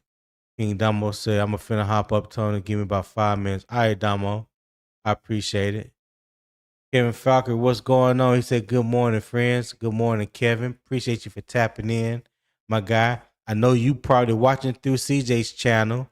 If you would, open up a browser, go to youtube.com/@UO Sports Talk. That is my channel, Unbiased Opinion Sports Talk. Subscribe to that one as well, Kevin. I know a lot of y'all probably don't remember when me and CJ first started out, and we had 2 fans in the stands. The 23 training camp, Kevin Falker was the first person that we interviewed live from training camp right after practice one day. So Kevin has been with us, man, since day one, since we first started doing his YouTube thing. So shout out to Kevin Falkery. Appreciate the love that he has shown CJ and I, man, over these last 3 years. Appreciate you for being here, man. But yeah, make sure you subscribe to my channel, and that's for anybody that's currently watching right now. If you haven't subscribed to the channel, Cool Kev, I see you with all them eyeballs, but you are not watching through my channel, so I'm going to ignore you for right now because I have said this time and time again, and I know you have heard me, Cool Kev. If I said something about Bryce, you will respond. But do me a favor, man. Subscribe to the channel. It is not that hard. Y'all need to subscribe to the channel, man. There it is right there on the screen. YouTube.com/@UO Sports Talk. That's all you have to do. Turn the post notification bell, select all. I'm here every Monday through Friday, 7 a.m. Eastern Time. All right? 7 a.m. Eastern Time. Subscribe to the channel. Yeah, I know you are, Zip. I know you are. But this dude right here, Cool Cal, yeah. Yeah. Let me leave Kev alone. But I'm serious when I say I need you just to subscribe. Cause I know you ain't subscribed, Cool Kev. Yeah. But Zip, hit the link. QJ Smith said, Tony, no, I was the biggest BY9 hater, and no, I'm one of his biggest supporters. Hey, listen, you ain't the only one, QJ. You ain't by yourself. There's quite a few of them out there that once hated on Bryce, and now they fans of Bryce, love Bryce, or wherever the case may be. I'm always gonna stay right there in the middle. I'm always gonna stay neutral on them. That's why it allows me to talk about them the way that I do, whether they do bad or whether they do good. I talk about it all. So yeah. Appreciate you for tapping in, my guy. Y'all make sure y'all hit that like button and y'all subscribe. There it is. YouTube.com/@UO Sports Talk. I'm gonna post a link to the panel one more time in the chat. When you see the UO Sports Talk avatar, you can click that link and it will take you directly to my page. Click that link and it would click the avatar and it would take you directly to my page and you can subscribe there as well. Okay. Let's see who I got here. Zip, what's going on, Zip? What's going on, Tony? How you doing, man? Man, I can't call it 6 in one hand, half a dozen in the other. Guess I call it even, dog. Gotta call it All I even, can dog. do. Hey, All I can do. quick question. I'm gonna say, what Yes, time sir. is it for you over there? It is 5 minutes to 5 right now. 5 p.m. Yeah. Yeah, 5 p.m. Oh, okay. Hell yeah. Okay, so it's Yeah. afternoon. Okay. Yeah. What's going on, man? That's what you breaking up. I ain't hear you breaking up real bad. Hold on. I know what I gotta do. I gotta disconnect from this radio. Hold on. Oh, okay. Antonio McClanahan said, good morning, Tony, CJ panel and chat. What's going on, Antonio McClanahan? Antonio has been following us as well since day one. I appreciate the love, dog. Kevin said, could you show that link again? Hey, Kevin, right. 2 comments up. I don't know if you can see the UO Sports Talk where I just dropped the link for the chat. If you click my avatar, it would take you directly to my channel, but I will put the link up again. Here it is right there. All right. I'm gonna say I sound better. Yeah. You sound better right there. Let me also put the link in the chat as well, Kevin. Hold on. Give me a second. And I will drop the link in the chat.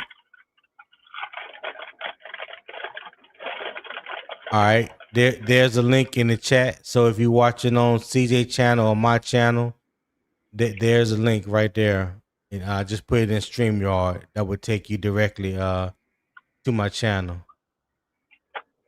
And DCAT said the Falcons signing Zadarius Smith to a 1-year deal.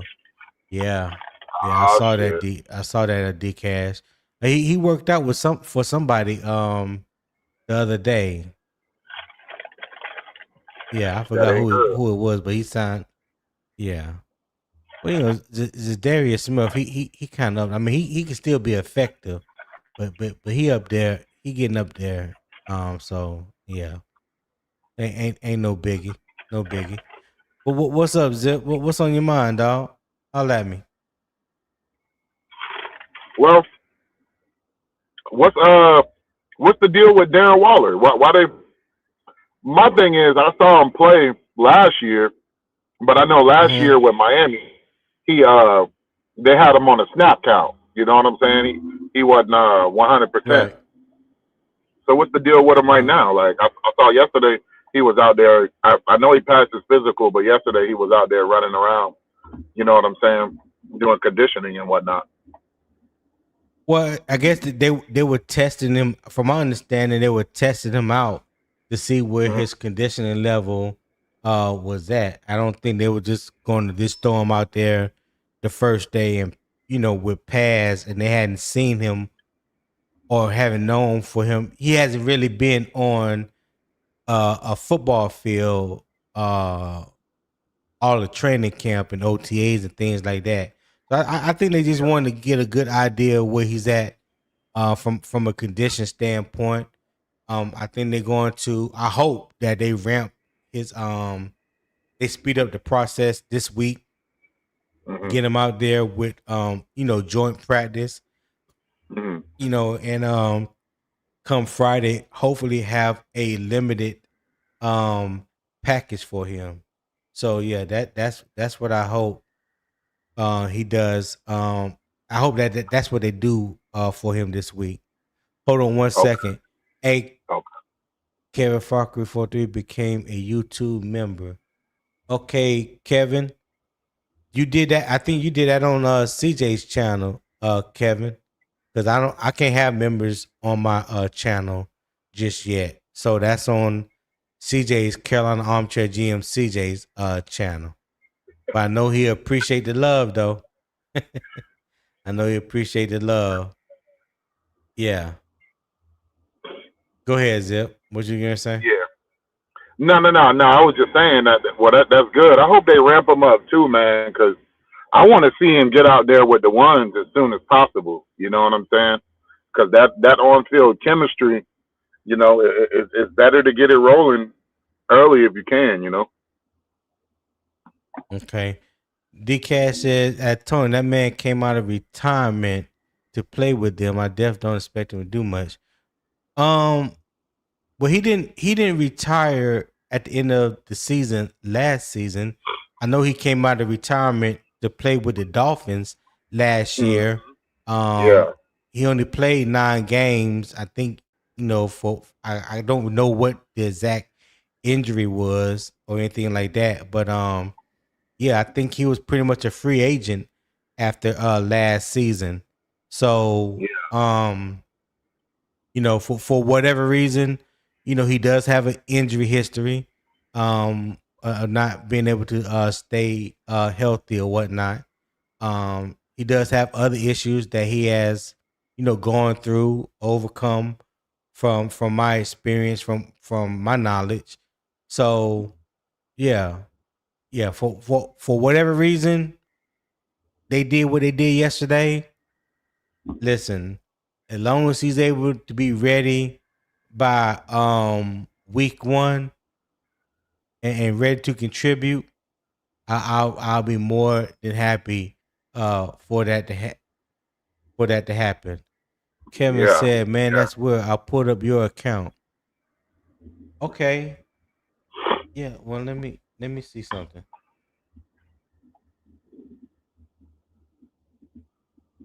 Yeah. As Okay, long as yeah. I see my subscriber count has went up a little bit, but I can't have members on my page. It's not even set up on my page yet, Kevin.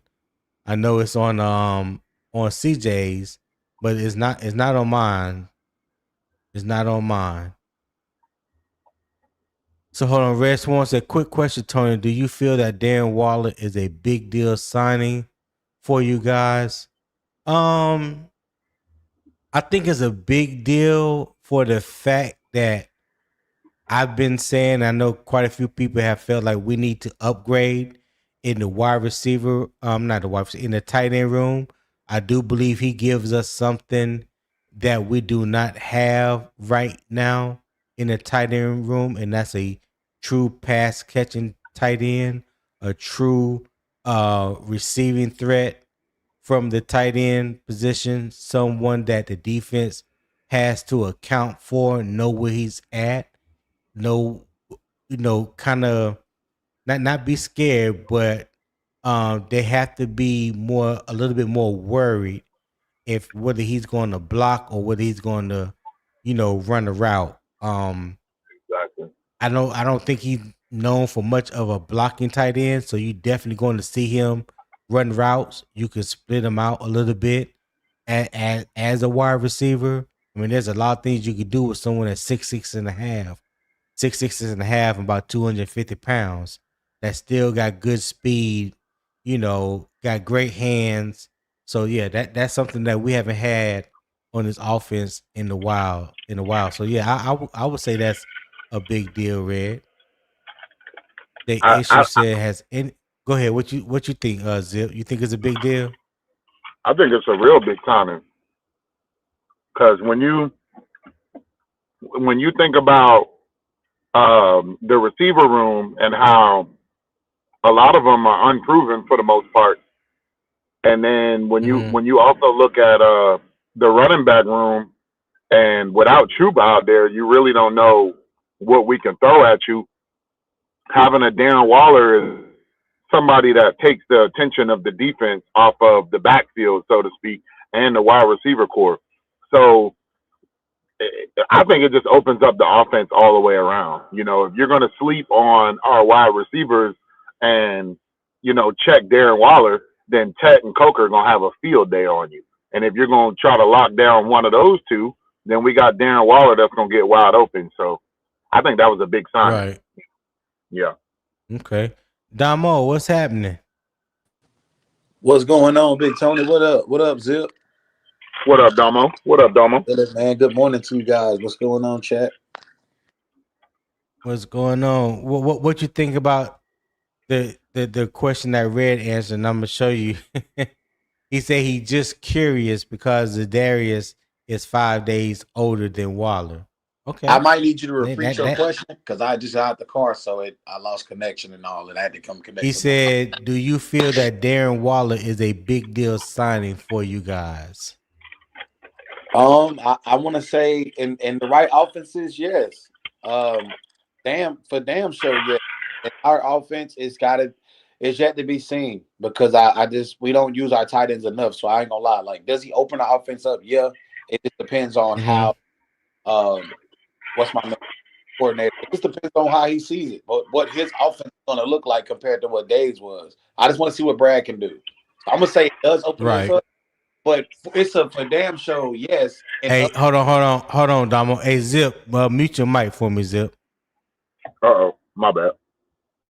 Yeah. like Go for ahead, example, Damo. if you give him to the Cowboys, right, a known passing offense, hell yes, right. If he goes to, you seen what he did in Miami, and Tua was wishy washy, but Darren Waller could still get off.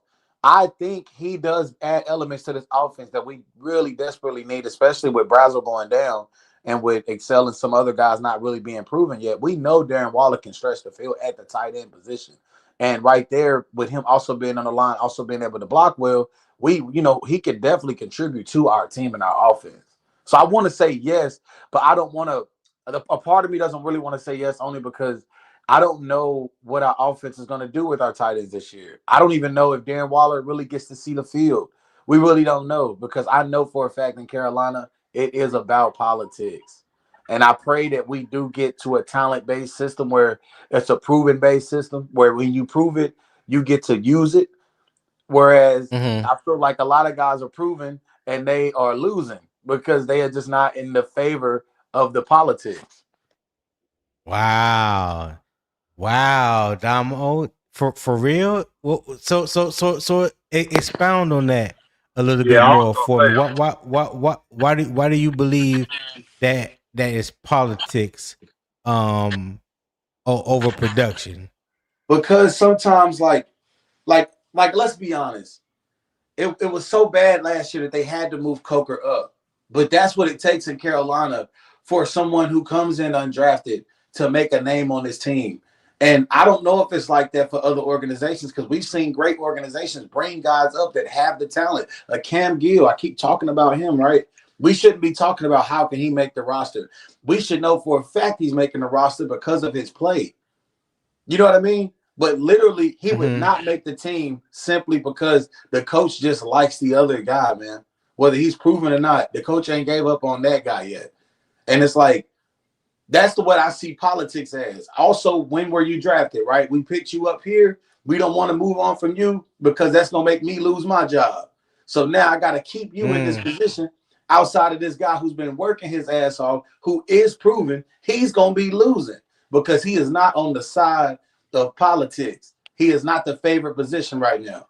All my stock is in the other guy. My damn near my legacy of coaching here is on the line, or legacy of coaching in the league, period. And I just think it's too much of that going on, man.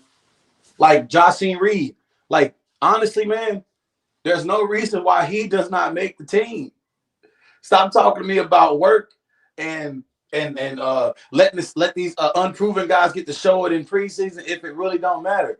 In Carolina, we get guys that show out every year in preseason, bro, and they don't make the team. And we start the season with guys that are just not ready, bro. They just not ready. Okay. Well, I don't see nothing wrong with what you're saying because I do believe there's politics in the NFL. Every team has politics when it comes to players, whether they are familiar with the player or friends with the player. If the player was a high draft pick and there was a lot invested in said player.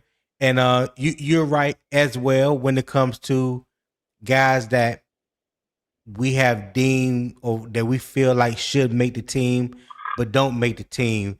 But my only pushback on that is a little bit is that yeah, it's easy for us to see a whole lot of things when you got 90 people fighting for 53 roster spots, right?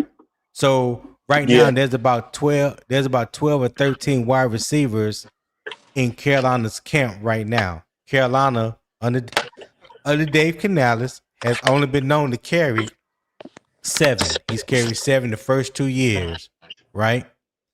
Okay. That's right. So if Jaycee and I hope he make it. I hope he make it. But like I have mentioned before, so we just talking about the wide receivers in Jaycee Reed. So we know XL is gonna make it. We know Coker is gonna make it. We know T-Mac is gonna make it, right? I believe David Moore is going to make it. So that's 4, right? So then when you start talking about the 4th through the 7th or the 5th through the 7th wide receiver, they not going to just make it just because they're a good wide receiver. They're going to have to add some type of value on special teams. And that's any team. That ain't just Carolina. That's on any team, any position. If you're not part of that 2 deep man rotation, you know what I'm saying? 9 times out of 10, they want to know, well, what is your value for us to keep you around? Because we can only keep 53 and we can only suit up 46 on game day, right? So even if you make the 53, there's still 6 or 7 that's going to be inactive every week because they can't suit up all 53. So it's easy. It's easy for us to say that when we see it, but when you do the process of elimination, it makes it even that much harder. And if you don't bring true value to special teams, if you don't have any proven production like some of these guys do over other guys, if you just haven't completely outshined that person or you know someone ahead of you, it's hard for the coach to decide that they're going to keep you on the roster. And now I'm with you. I believe Jaycee Reed has definitely earned. I believe he has definitely earned a position on the 53-man roster. I'm just stating to you how it goes a lot of times, especially for these undrafted guys that wasn't considered a high priority after the draft, or may have been on 2 or 3 practice squads in the past 2 or 3 years and just haven't been able to stick to a team. There's a reason why. Y'all remember when we had Emir Marset? Yeah. Yep. Bryce rookie I year. sure do. Right. Yeah. And how he like really showed out in the preseasons. Yes, he did. Mm-hmm. Yeah. Yep. But then come game time, even though I feel like he had some moments game time, it wasn't consistent enough. And this was the time when we did not have good receiver play or depth. We Nope. talking about All we Bryce had was Steelers. first. Yeah, right. So if you couldn't break the lineup then, what are the chances that you really gonna break a lineup to play wide receiver? And I think he was awesome in the kick return game. I think he's in Kansas City right now because I saw a preseason game where he returned a kickoff. I think he's back in Kansas City. I'm not sure on that, but I know he's still in the league.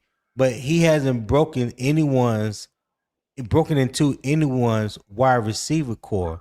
Some players are just who they are. Some players are just going to be workout warriors. Some players are just going to be really good in preseason or really good in practice. But the at the end of the day, what can you show and what can you be on Sunday? And that's why I think a lot of those guys fail, even though we want them to succeed. That makes sense. And then Yeah. Domo, I feel like those are two position groups that we're just. I feel like we've made a lot of competition at those groups because even though we got Nick Scorton down from a team aspect, from a head coach aspect, you're still thinking about bringing him back. You know what I'm saying? Like he got to come back. I mean, he may not be back to the end of the season when he come off of IR, but he may not. But at the same time, you're thinking about potentially keeping that roster spot if he returns. But it's just, I think at those two position groups, we just got a lot of competition right now in the wide receiver and that edge rusher spot. I think Cam Gill will make it though. I'm gonna be honest with you because when you look at what he's put on tape, I mean it's just hard to let that go. It's hard to let it go. Yeah, and so like someone like Cam Gill, he didn't stick around with the Panthers the first time, and I don't know what other teams he tried out for. Right. Right. I hear myself reverb in somebody's volume or something. That might be my. I don't know. I don't know if he what the situation was with somebody else's team or whatnot, but he went to the UFL and he balled out this year. I think he had like 10 sacks in 11 games. Defensive player of the year came in here, first preseason game. He had a good game against the Cardinals.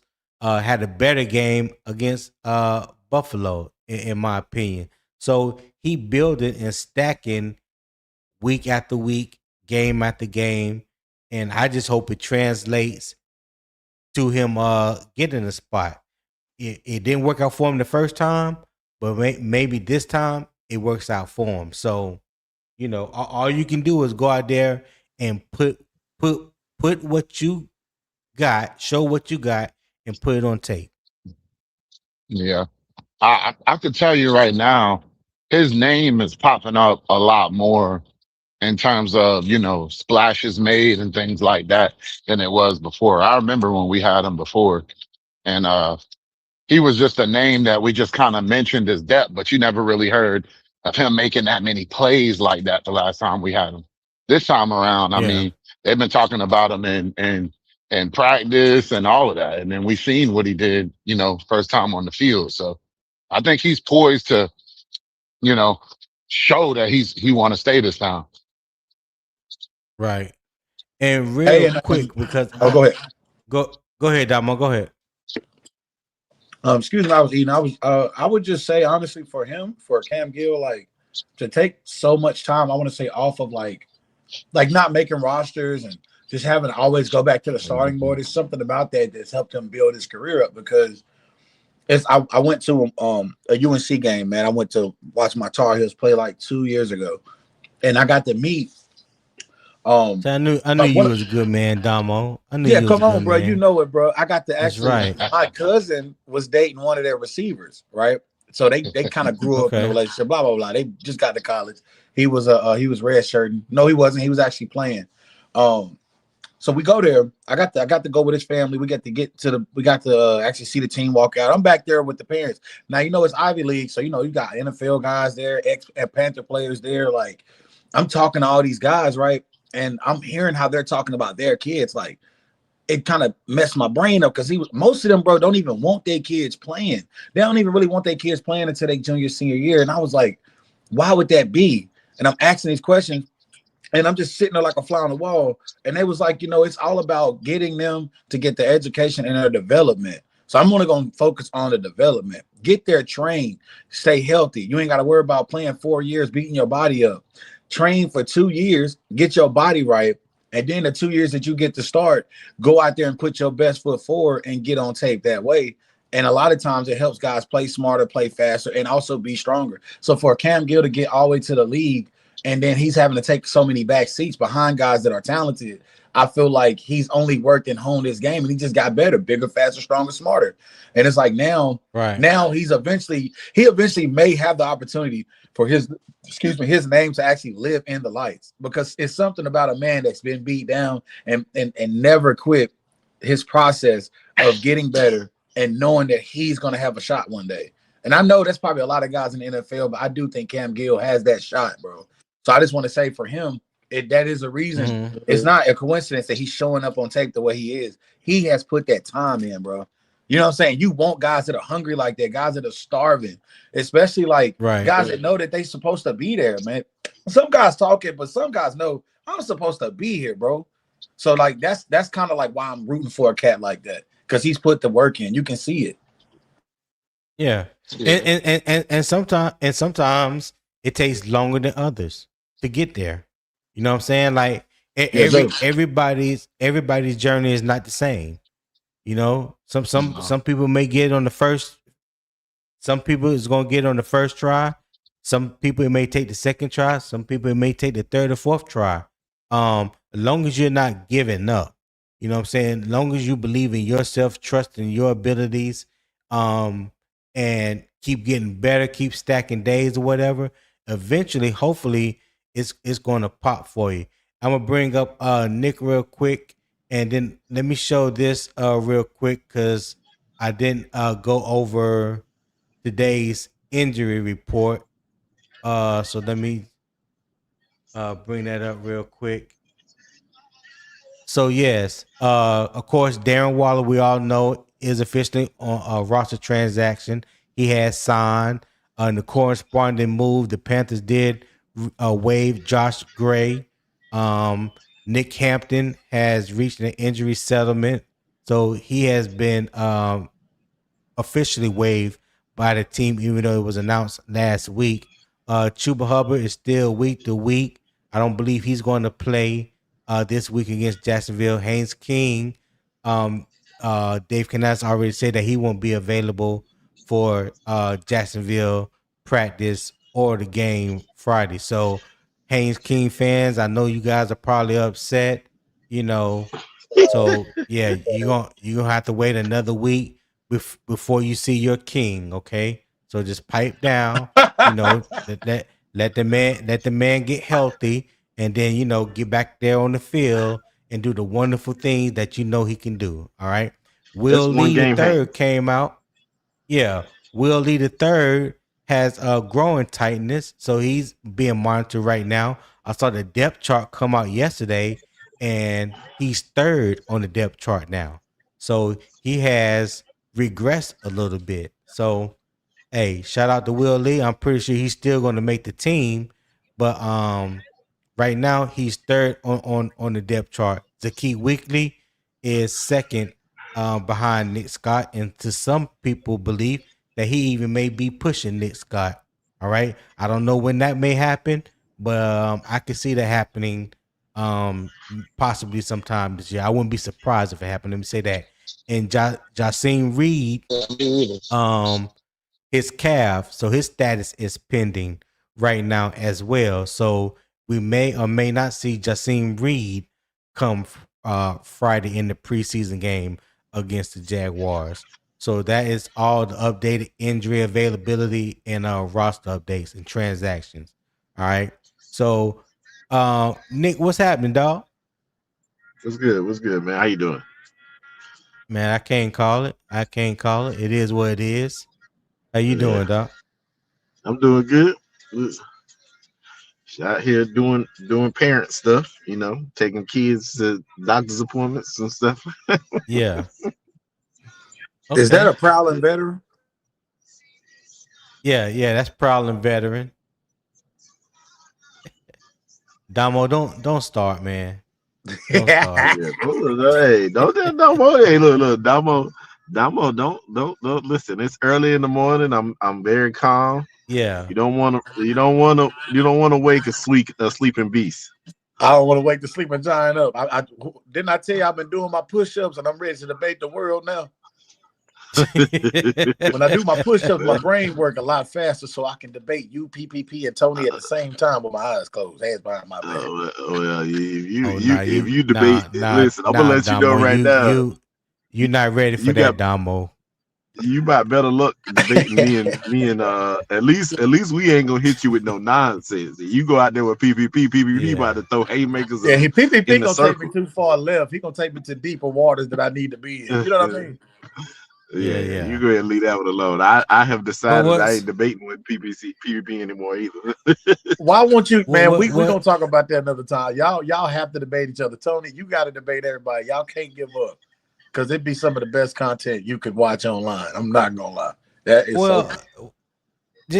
so let's just discuss debate just for a minute. Some people I don't think they fully understand or grasp the definition of the word debate and how debates are handled. What you have witnessed on podcasts is not a true debate. That's not what a debate is. You know what I'm saying? Me and Will Robertson is going to have our first debate on Unbiased Opinions Sports Talk on the debate stage that I have set up. And we're going to show y'all and display what a debate really looks like. You know what I'm saying? So hopefully people can grasp that, emulate it, copy it, save it in a folder for future reference, whatever they want to do.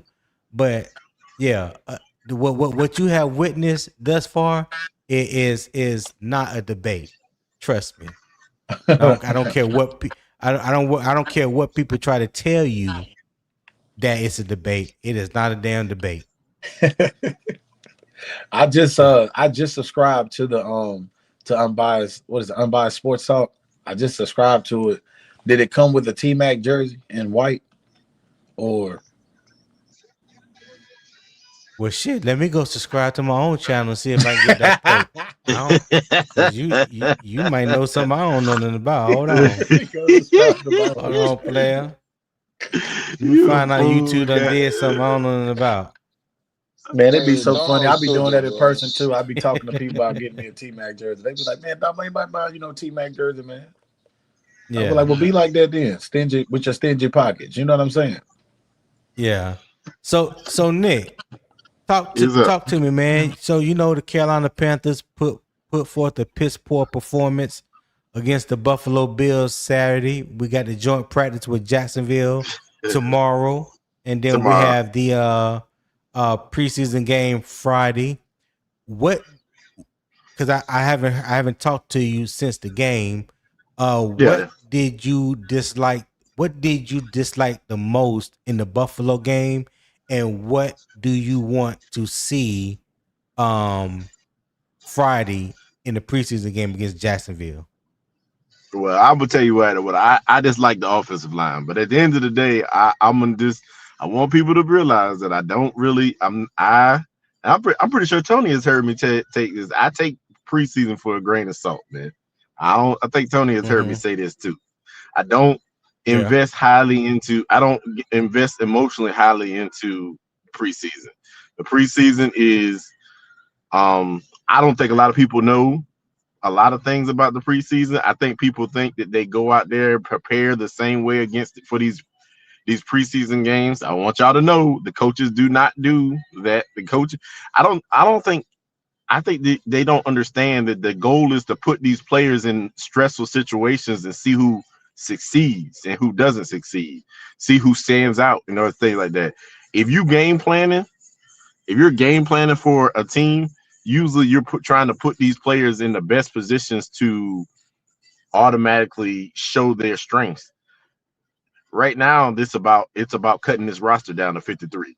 If you don't put these guys in stressful situations where either their skill is going to come out or not, then you're going to do yourself a disservice when it comes to cutting this roster down.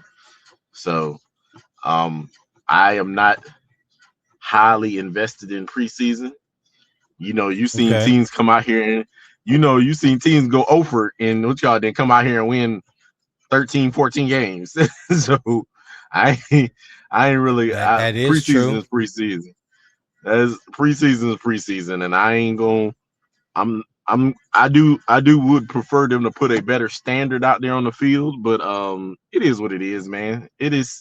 It's a game. The offensive line was my biggest concern though. That's my biggest concern. Because that looked like year one Bryce offensive line. Hey, didn't it though? I mean, no protection. Some of them guys were blocking though. It was just the interior guys. It clearly looked like we lacked our starting guards. Listen, that's how I know you need to go do your research. Go look at where the pressure was coming from year one Bryce. Now I haven't done that. I thought the pressure was coming. Go look where the pressure was coming. It was coming straight up the middle of the field. Oh Lord, it's always been the guards. I've seen guys do takes about that though, like on their shows, and I just never went back to year one is like an eyesore, bro. Like, but I get it for research purposes. It would be good to go back and study. Year one. I'm gonna tell you this right now, Damo. If you don't know this, the strength of a shorter quarterback is that it should be the interior offensive line. That should be the strength, because that your goal is to push the guys out around him so he can step up in the pocket. And it opens up all the throwing lanes. Gotcha. Yeah, and if he has to escape, the goal is to escape in between the guard and the tackle. That's where what you call it. You're supposed to push him in. If you ever go look at Drew Brees is like the perfect. His one of the highest paid linemen that ever been on the channel was his guards, because the Muzz would push them back. You couldn't come up the center of the field. You was not coming straight in his face. You was gonna come. You get him around the edge, but you wasn't getting him around through the middle of the field. What the same thing could be said for Tom Brady. He wasn't short, but they made sure that the interior of the offensive line was the strength of the team when he was in New England and when he was in Tampa Bay. Yeah, the highest paid guys on those teams were the interior offensive linemen, guard, center, and guard. That's like I understand the left tackle. I understand the left tackle protecting your blind side, and they're gonna make what they make. I get that, but nowadays, you see a lot of the focus being made to the interior offensive line as well. That's why someone like Tyler Linderbaum, the former center from the Ravens, who's now with the Giants, is making $27 million a year as the highest paid center in the league. And when he got that contract, he damn near doubled what the next center was getting, because that's how much value that position has garnered. So now he has reset the market when it comes to center. So when you see Creed Humphrey from Kansas City get his payday, it's gonna be somewhere close. Eric McCoy, when he gets his, it's gonna be somewhere close because Yeah. Tyler Linderbaum went out there and reset the whole market for centers and put it somewhere it's never been before. But yeah, the Yeah. interior of the offensive line is real deep. Hey, real quick, Nick. Big Tight, I see you backstage, man. As soon as somebody drop off, I'll bring you up, Big Tight. So I just want to let you know I see you back there. So we're I can gonna go ahead and drop transition. off so he can get on, Tony. I can get off. Are you gonna drop off, Damo? Yeah, this is to keep it going, man. I know everybody gotta want to get up here and everybody feeling how they feeling and want to give out some good takes. So I'm watching the show. So hey, I don't mind hopping off. If it get dry, I'll come back home. All right, I appreciate All right, you, my brother. We appreciate What y'all. you trying to say? You the entertainer, fool?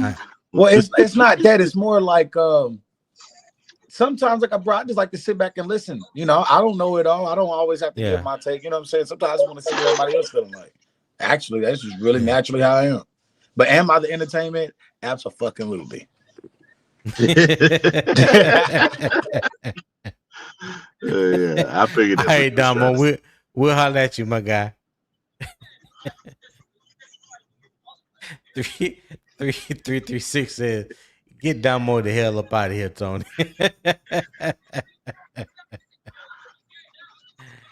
Big Tight, what's going on, man? How you feeling? Ain't nothing new, man. I ain't kicking up no dust. And I appreciate you, Damo, man. Appreciate you, Damo. Yeah. What's on your mind, Big Tight? Before we move on to this next for our last topic, what's on your mind, dog?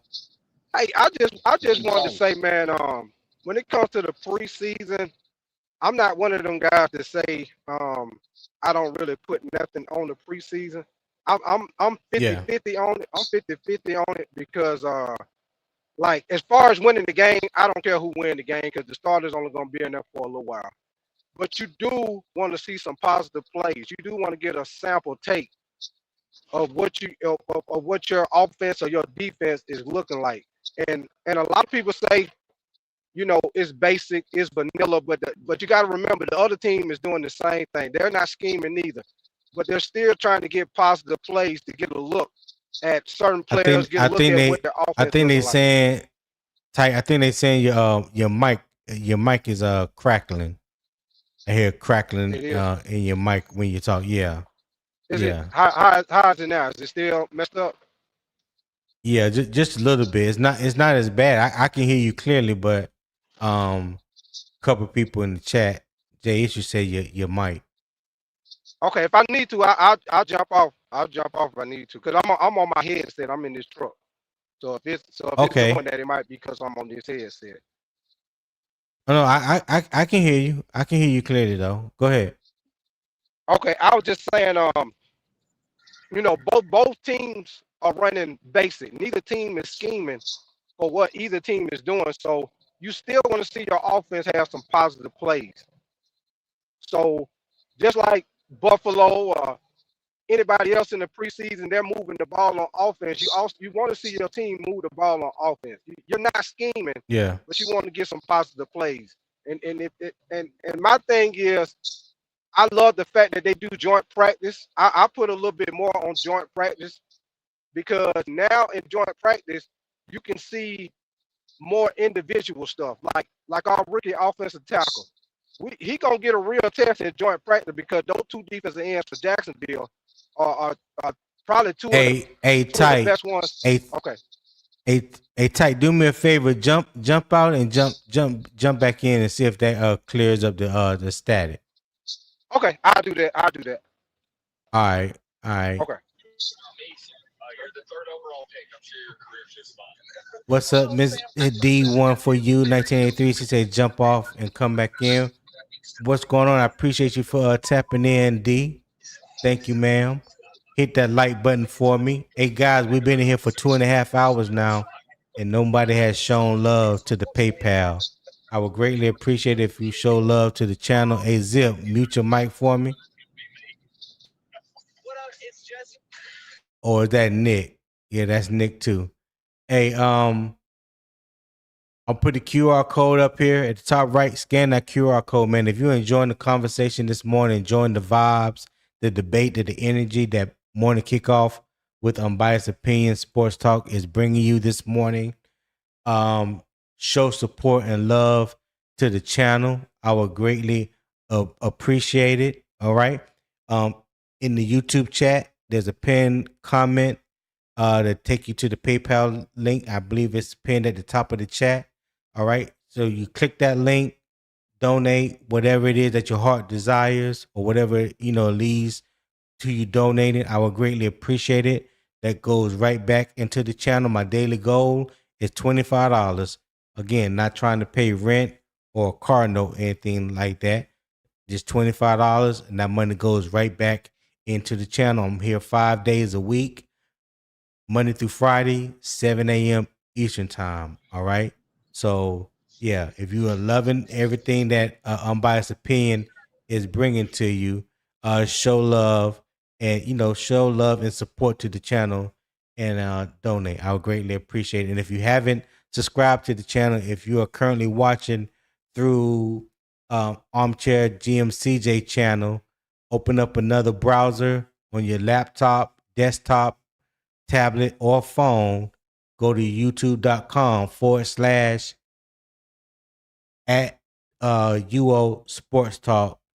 All right. youtube.com / @ UO Sports Talk. The link is right there on the screen as well. I would definitely greatly appreciate it. I'm trying to reach my goal of 500. I know the next goal for me is 200, but I'm trying to hit 500 subscribers at least by week 1 or week 2. So if you guys would help me get there.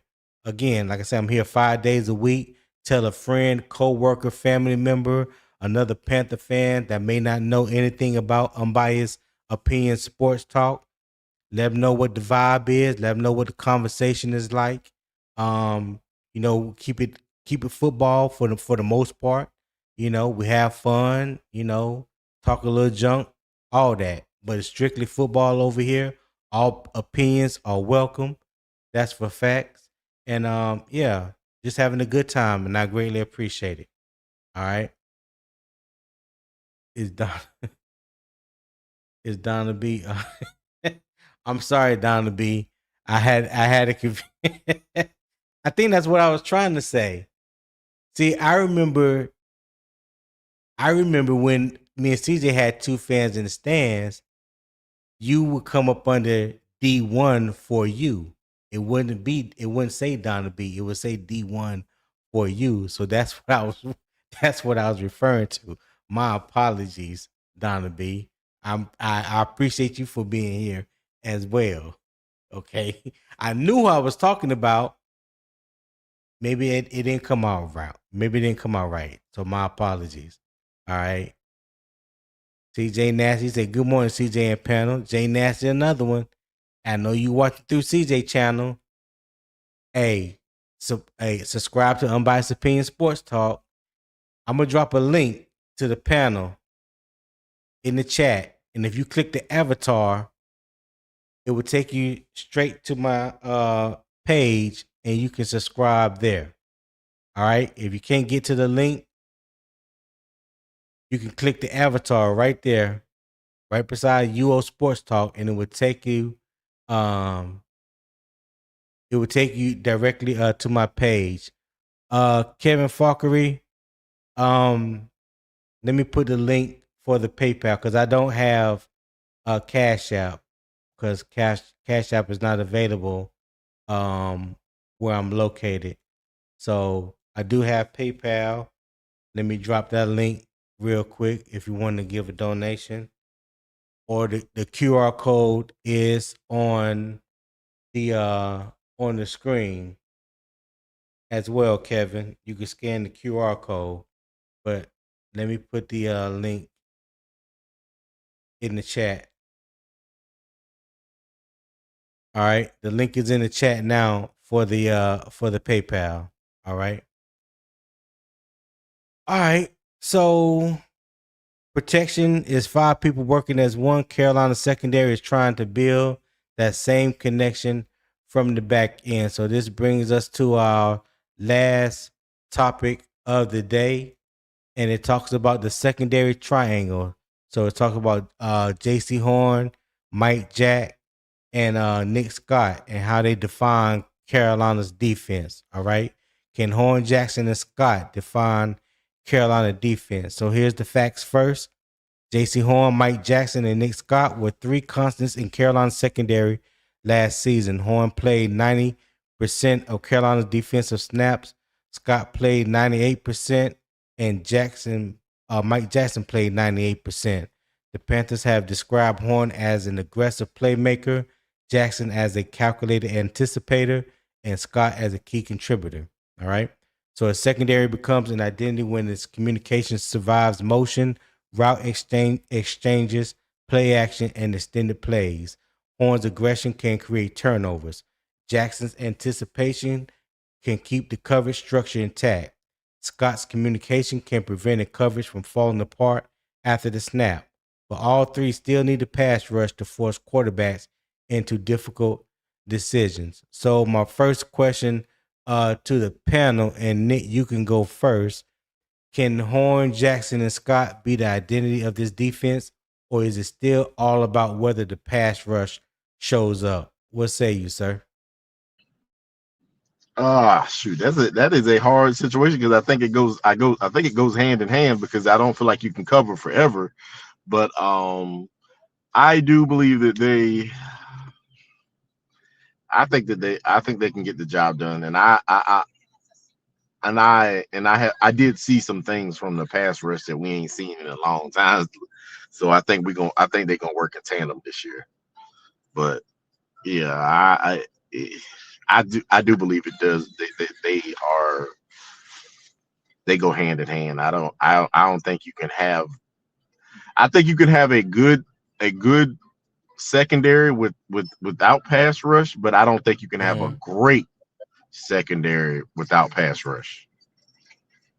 Okay. That's just my opinion. Hold that thought real quick. A shout out to Kevin Fockery for that PayPal gift. I greatly appreciate it, my guy. Thank you for support. You always been supporting CJ and I since day one. Greatly appreciate it. For most people that don't know, the first time that me and CJ interviewed a fan live at training camp back in 2023, Kevin Fockery 403 was our first interview that me and CJ did. So definitely appreciate you, my guy. Definitely keep tuning in Monday through Friday. I will be here 7 a.m. Eastern time, and CJ will ramp up again once the season starts. All right, but definitely appreciate you being here, my guy. Go ahead, Nick. Yeah, so that's all I was saying. Really, I was just saying I think they go hand in hand, and like I said, I don't think. Obviously, I don't believe you can have a great pass rush without having somebody who can make the cover initially and don't allow them to make the quick throws. And I don't believe you can have a great secondary without having some form of pass rush, because if you don't force them to do stupid things, the pass rush doesn't. I mean, the secondary doesn't get opportunities to jump balls the way that they have. So I think we're gonna be okay. I did see some. Mhm. I did see life out of our pass rush. So I even saw. Yes, I did even too. saw I ain't gonna Princely. lie. I even saw Princely put up and instead of doing all that talking and doing nothing. Yeah. Yeah, he looked like a complete 180 from what we saw against Arizona in the Hall of Fame game. That's for sure. That's for sure. Big Zip, what you got for me, Zip? I think the secondary will remain the strength of the defense, and I think with the addition of a pass rush, if we can get home this year, Yeah. I think they'll get even better.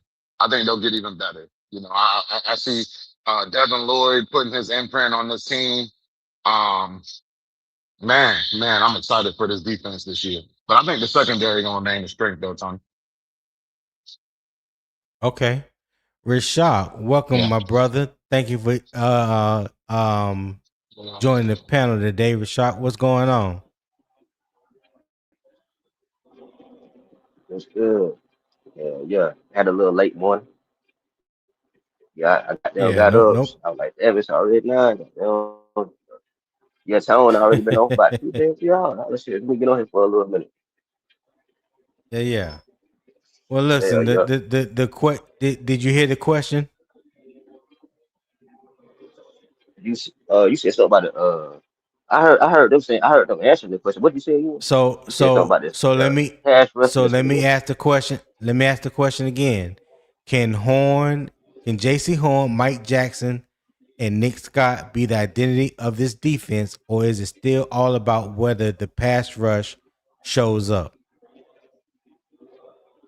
Uh, I'm with Nick a little bit. I think you gotta have a little bit of both. But if you want me to put my money on something right now, I'll put it on the secondary because I know what they can do.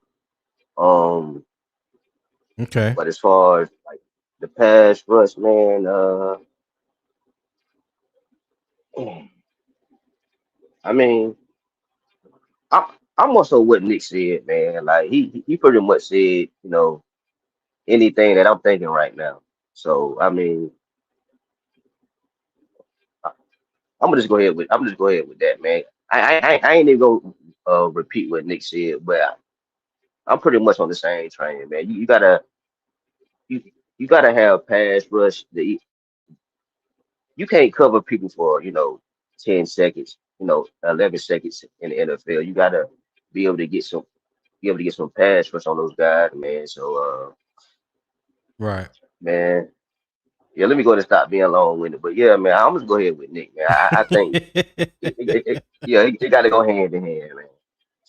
All right, man. And y'all All know I'm being right. long winded. Yeah, So Zip, I'm gonna come to you for this one.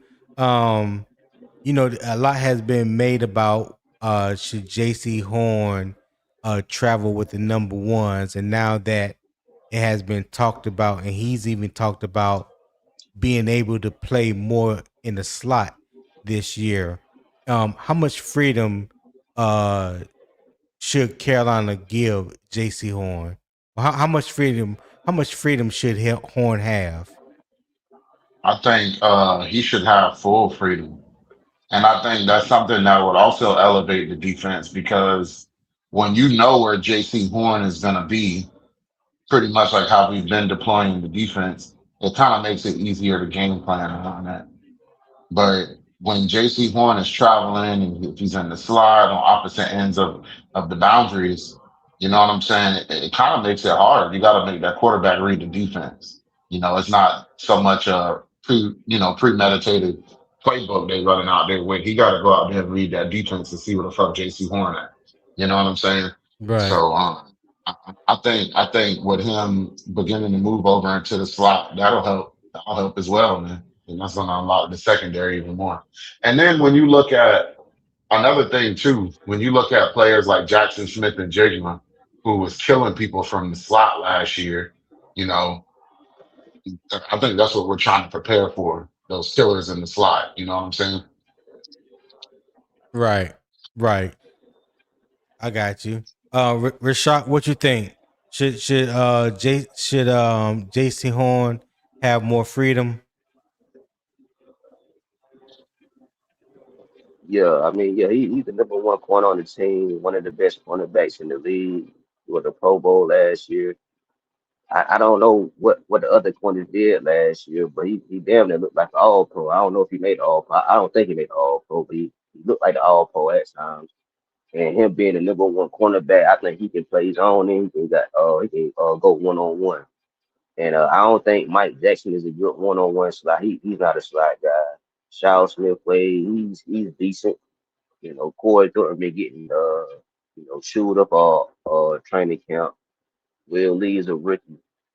Uh, the other guys are just special team guys, but like like he said, man, a lot of these teams they try to get matchups. A lot of times I see like the number one corner going in. I mean the number one wide receiver in the slot sometimes. And then last year, a lot of times I seen Jaycee Horn on the opposite side of the field. I mean, you got let me see. Let me see a guy. I don't think like a Mike Jackson, like say like a speed guy, a more speedy guy. You know what I'm saying? Like on Waddle last year, they had Mike Jackson on Waddle, and he got burnt on that play for the TD. I'm like, well, why don't they have Jaycee Horn traveling? Because most number one corners that I've seen, they travel with the number one receiver. So that's what I think they're trying to do. They're trying to move them around so they can get better matchups on defense as far as get their best players in position. You know how sometimes when you're watching the pre-defense, how sometimes you get the linebacker that they'll switch sides with the other linebacker, or you would get like a guy like D Brown, he'll move to the other side of the line. I think it's all about Mm-hmm. matchups on offense and defense. I think defense look for matchups too. So I don't think they just look at them like, you know what, we want to play you at slot. We want to put you up against their slot. No, I don't think it's like that. I just think they just going to move them around to stop team from doing what's the name? Ijibba from Seattle. What's the name? Ijibba. JSN. Whatever his name is. Yeah, Yeah, Jackson him. Smith Yeah, and Jigba. Yeah.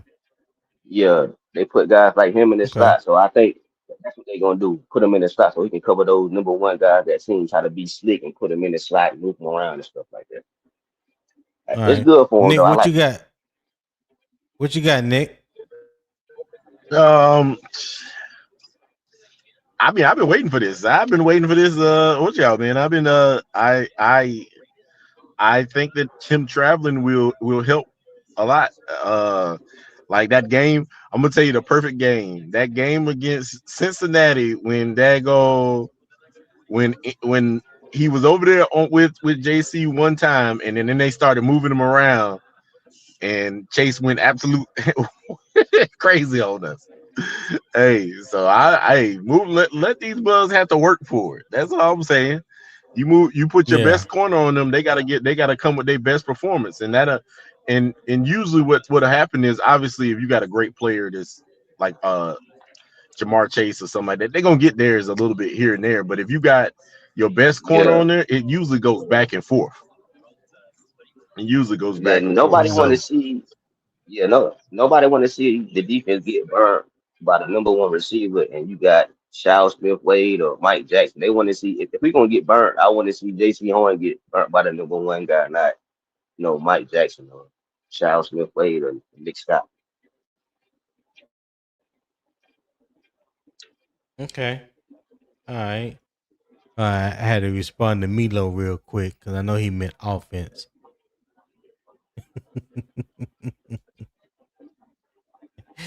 All right.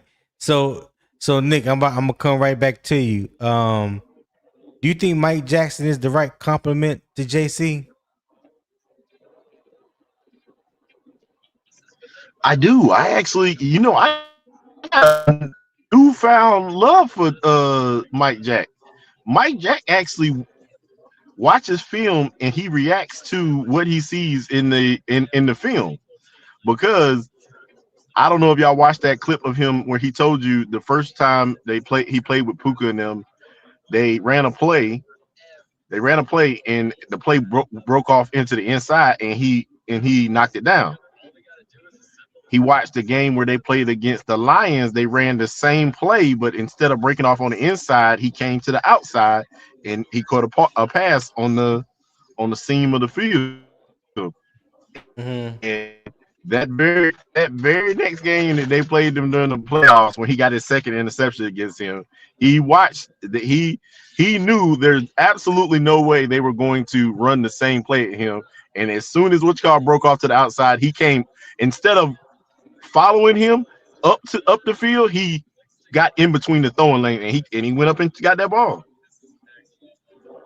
So Okay. I think it's a good compliment in my opinion. Rashad, what you think? Yeah, I think like I used to tell people about Josh Norman, man. People used to be like, "Oh, he sucks. He sucks. He sucks." I'm like, "Oh, like you have some guys that are system guys compared to just straight out talent guys. See, Jaycee Horn is a straight up talent guy that can fit in any system because he's so talented, like he's so gifted.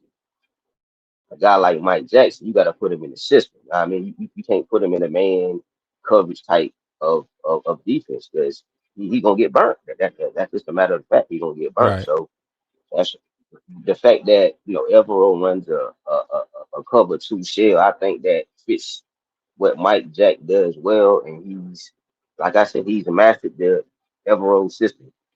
You know, he's mastered the system, and he's Yeah. a very very good compliment to Jaycee Horn. So yes, I think I think Mike Jack is a very very good compliment to JC. Okay. I think you Zip, know. what you got? I think I think if they think if they think they can get better, obviously JC Horn right now Yeah. they yeah, they tripping. Okay. Zip, what you got? You think Mike Jack is the right compliment to Horn? I think I think he's the perfect match, man. When you look at Okay. when you look at the way we've been playing this defense, and that's why the secondary has been getting better, but the way we've deployed this defense, you know, Mike Jack, like Ray Shack said, he's mastered Evero's scheme. He's learned his niche. He knows, okay, you know, looking at last year, he knows, okay, I got to lock down my side of the field. And we have seen him get burnt, but I've seen a couple good man plays out of Mike Jack. I think Mike Jack is a guy where he's not gonna always keep up with your CD receiver, but if you put him in the right spot, I wouldn't necessarily put him 10 yards off the ball. I may give him like 5 or 6, you know what I'm saying? Off the receiver. But he could stick with him. He could stick with him. And Yeah. furthermore, who's to say how much better that'll get if we actually start to travel JC and leave him on the second or the third man. You know what I'm saying? We may even see Right. an elevation in the secondary play. I think he's the perfect complement there, Tony. Okay. Rashad, what you got? Oh, I already asked you. You I already asked you already answered huh? that one. Okay. Yeah, Yeah. yeah, yeah, yeah, yeah. Yeah, yeah, Yeah, yeah. yeah. Well, Zip, I'm gonna come right back to you and I'm gonna ask y'all about y'all favorite defensive back from the team, Nick Scott. Do y'all think Nick Scott can prevent coverage bust? No, and to be honest with you, I, I think Devin Lloyd is going to take over. He's going to take over in terms of the communication. Now, of course, you're still going to have the safeties communicate with the corners, but when you get somebody like Devin Lloyd in the middle of the field and he call it coverage on the back end, you know what I'm saying? That's going to kind of trump what Nick Scott's been. Nick Scott's been that Yeah. you know what I'm saying? He's kind of been that veteran back there calling out things. And I don't know. I just see us phasing him out of his defense over the next year or two. I don't like Nick Stott at all. I think he's garbage, but I hate his ass, man. Rashad, how you feel about Nick Scott, man? Do you think he's the perfect corner to prevent coverage bust?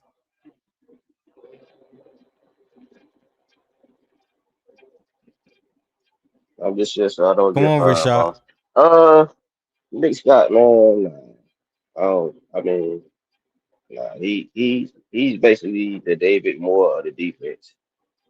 I mean, like I said, you look at his stats, you see the 100 tackles. I mean, if you look at the stats look decent. If you didn't watch this defense and you looked at the stats, you would say he played pretty well. He had 100 tackles. Da, da, da, da. But the dude, he gets burnt entirely too much. And he can't never seem to hold on to the damn ball when he has a chance to get an interception. I mean, nah, he's not. I think I'd rather them go into the season with Morrig and Ransom running the safety position. And if it was my opinion, I would just I doubt that. I know they're not gonna do it, just like they're not gonna do it with David Moore. I would just go ahead. I would go young with the safety position. I'll let Nick Scott walk, and Mm. I just go with more Reg, Ransom, Wheatley, and I guess Simmons if you want to put him at safety. I don't look at Simmons as a safety, but or Hey, even Demani Richardson, you or if we go to the waiver wire. But yeah, yeah. Well. I Hey, like Demani Richardson. I like them coming out of Texas A&M, but I think the Demani Richardson has been the team now. What, 3 years? I think he's been here like all 3 years. Since yeah, Dave Canales been here. But I do think that Jaycee Wheatley, if I'm being honest, I think after this year, because Nick Scott is only on a 1 year contract, he only resigned for 1 year. I think if Jaycee Wheatley can go out here during the regular season and put on tape what he has put on tape thus far in the preseason, I think that will bode well for him to be pretty much the starter in year 2. I don't think Carolina will bring Nick Scott back. You know what I'm saying? Because that's how highly I think of Jaycee Wheatley, and he can definitely give you a little bit more than Nick Scott. But what you do value with Nick Scott is he does know how to be the communicator for the back end. If you listen to his interview um a little bit with Christian Balboni yesterday, he talks about how he communicates on from the back end, how he communicates to Jaycee Horn is a little different than how he communicates with Mike Jack. But at the end of the day, they are all on one accord when it comes to communicating. So that's valuable. You know what I'm saying? Take out the athletic ability and all that other stuff. Being able to communicate and put guys in front of you in the right position, be able to read route concepts and things like that, helping the guys to understand to what possibly may be coming. All that is valuable, and that's something that Jaycee Wheatley is going to have to learn if he wants to take Nick Scott position. And I believe that he can, but I don't think it's going to happen as early as most people may want it to. I think we need to see a full year with him back there, and depending on how much run he gets during the regular season, I think that's going to play a factor into what you may or may not see come next season. Yeah, I mean, All right. I already Go know no, that. go ahead. Go ahead. You already know they're gonna keep Go Nick. ahead. Oh no, I was just Okay. saying you already know they're gonna keep Nick anyway, so you know he gonna have to wait anyway. So it don't even matter. Nick ain't going nowhere. Not this year. Right. Right. Um. So my last question, let me ask the chat this question. I'm gonna ask the chat this question, and you guys, y'all answer for me in the chat. What's the real key for Carolina secondary? Is it JC making plays, Mike Jack reading routes, or Nick Scott running the show, or the front four getting home? All right. What's the real key for Carolina secondary? Front four getting home, Nick Scott running the show, Mike Jack reading routes, or Jaycee Horn making plays. So that question is for the chat. Y'all let me know in the chat and I will read your responses. So my last question to you guys on the panel, Zip and Rashad. How should the young defensive backs fit in? Like we were just talking about Jaycee Wheatley. How should Lathan Ransom and Jaycee Wheatley and Damani Richardson, how should those guys and Will Lee, how should those guys fit in the defensive rotation this year? I'll, Rashad, you can I'll go. say You this, Tony. or Oh, go ahead, Zip. oh, no, go ahead, Richard. Oh, okay. Well, no, I was just gonna say real quick.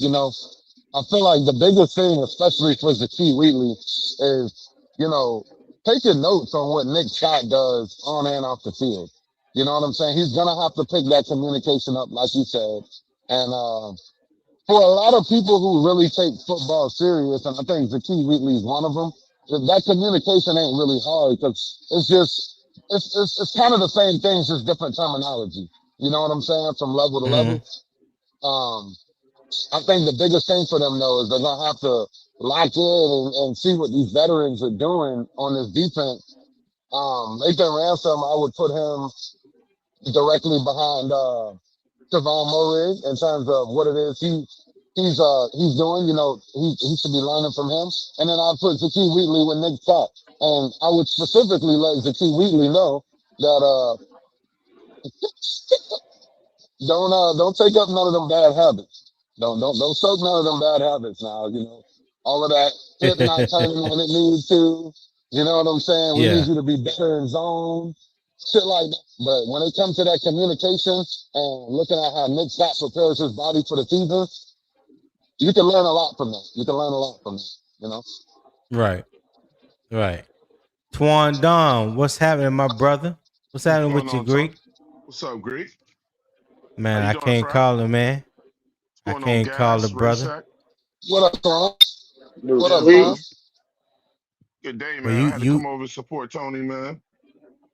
I appreciate the love. Good day, bro. You coming in at the tail end, but I greatly appreciate you being here.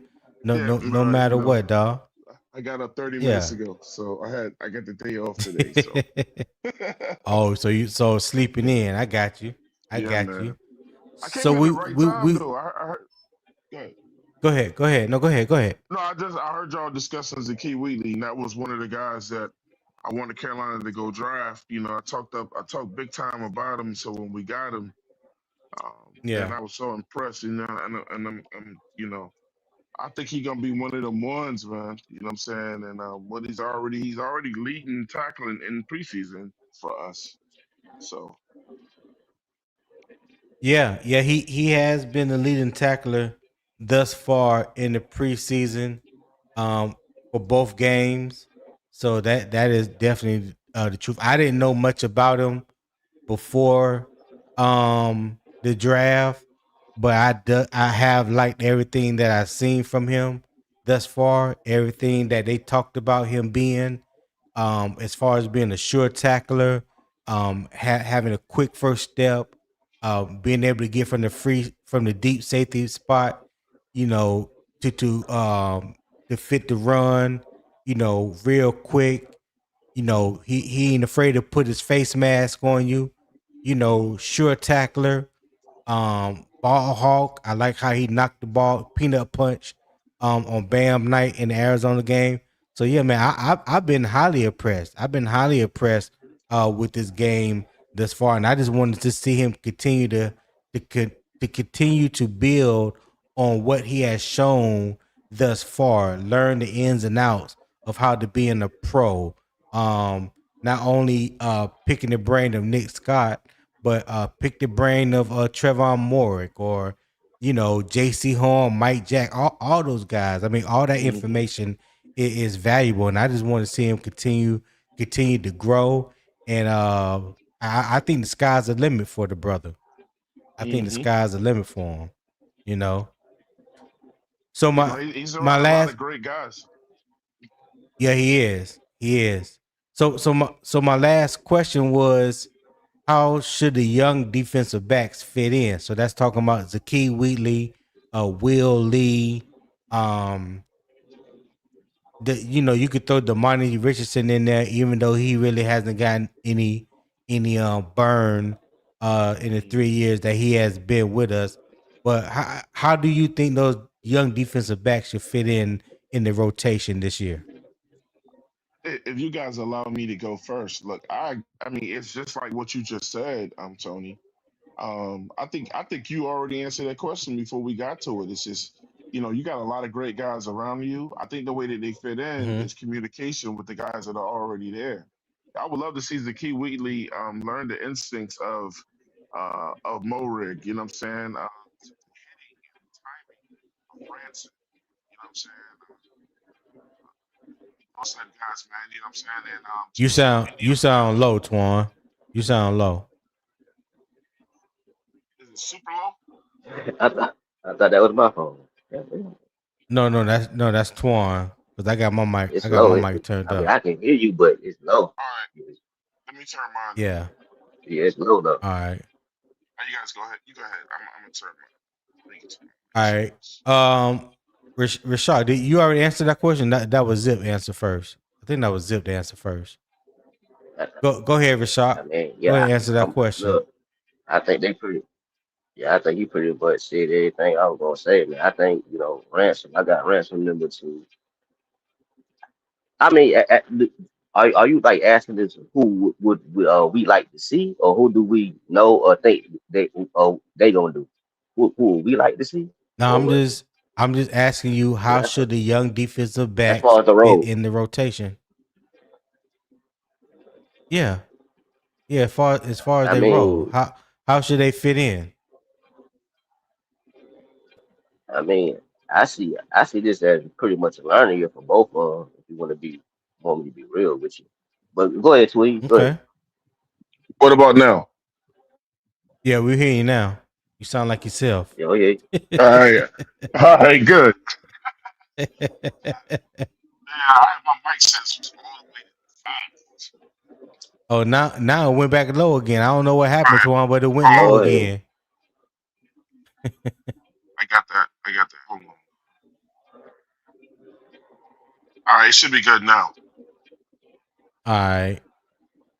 Go ahead, Twan. So yeah, man, I thought Yeah. I thought you said it perfectly, man. Those guys just gotta learn from the guys on our team, take something from each one of them. You know what I'm saying? And and figure out how to go from there, man. Zaki is gonna bring what he has already. Every year it seems like we have a player that seems ahead of schedule. You know what I'm saying? And when I say ahead of schedule, meaning they just fit right in. You know what I'm saying? I think Zaki gonna be one of those guys that's gonna fit right. Like the other thing is learning curves. You know what I'm saying? I think Zaki is gonna pick up things quicker, and his learning curve is gonna be shorter than a Will Lee. Because I've been seeing Will Lee get toasted out there. They don't mean that's something that's gonna continue to happen. But he has to learn. Look, you got Mike Jack and you got Horn. You know what I'm saying? So Right. look, bro, I'm sitting down with them dudes every day. I'm going to lunch with them, whatever. You know what I'm saying? To just pick Exactly. their brains. You know what I'm Yeah. saying? And I'm asking them guys, look, can we stay 10 or 15 minutes, like at least one of them, after practice, and like we go over some stuff, and you show me what I'm doing wrong. You know what I'm saying? Communication is everything when you're on football teams, man. And, some guys are Hollywood, some guys want to learn, you know what I'm saying? And hopefully we got the guys that want to learn on our team. I got you. I feel you on that. Go ahead, Rashak. You want to finish saying what you were saying? That was it, bro. I pretty much said everything, man. Like, I Okay. think Will Lee gonna have to sit back and learn this year, man. I think they gonna bring Wheatley on slowly. So I think early on, we, we, we might not even see him early on. Because he probably gonna have to sit and learn, Okay. sit back. They probably gonna ease him on slowly. That's about it, man. I don't.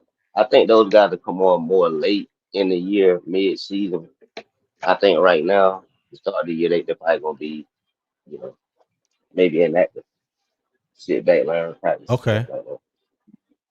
Gotcha. All right. So the question that I asked to everybody in the chat, so we got some responses. Charles Xavier said front four getting home. All right. Black ass Jermaine said front four. All right, Jermaine. JP. King James 864 said front four getting home. Moleg 09 said front four getting home. And Gerald Stick Jones said the front four getting home. All right, so everybody agreed that it was the front four. All right, I appreciate you guys participating in everything. What is SE talking about? Says shut up at J Lot. Oh, tell me. All right, man. So yeah, and listen, I greatly appreciate everybody on the panel participating. I appreciate all my guests Hey, sorry for today. my tardiness. Sorry for my tardiness. I'll Yeah. be on time next Now, time. now you good, dog. You good. Big Zip, Rashak, Damo, Uncle Gates, Poppin. I think I feel like I'm missing somebody. But everybody that was on the Nick, panel today, shout out. What'd you say, Rashak? nah, you said you thought you missed Oh somebody. I yeah, said, Nick. Nick. Yeah. Nick also, problem veteran was on the panel as well. Shout out to Black Kevin ass Nick was on Falkery. here. Yeah, shout out to Kevin Falkery for being a new member on CJ's channel. Appreciate Will Robinson for the super chat. So listen, I greatly appreciate all you guys for tapping in. All right. So Carolina does not need perfect preseason football Friday. It needs useful answers. Can offense clean up the details? Can Bryce get the right work? Can Waller begin earning a trustworthy role? And can the secondary turn individual strengths into one connected identity? Talent gives you options, trust, communication, and execution determines whether those options work. All right. So listen, if you enjoyed the conversation today and you enjoyed the vibe, the energy, everything that the morning kickoff with unbiased opinion has brought to you, hit the like button on your way out. Make sure you subscribe to the channel. I would greatly appreciate it. Share it with friends, family, co-workers, another Panther fan. All right. Keep the debate respectful. Keep the football facts first. And as always, keep pounding.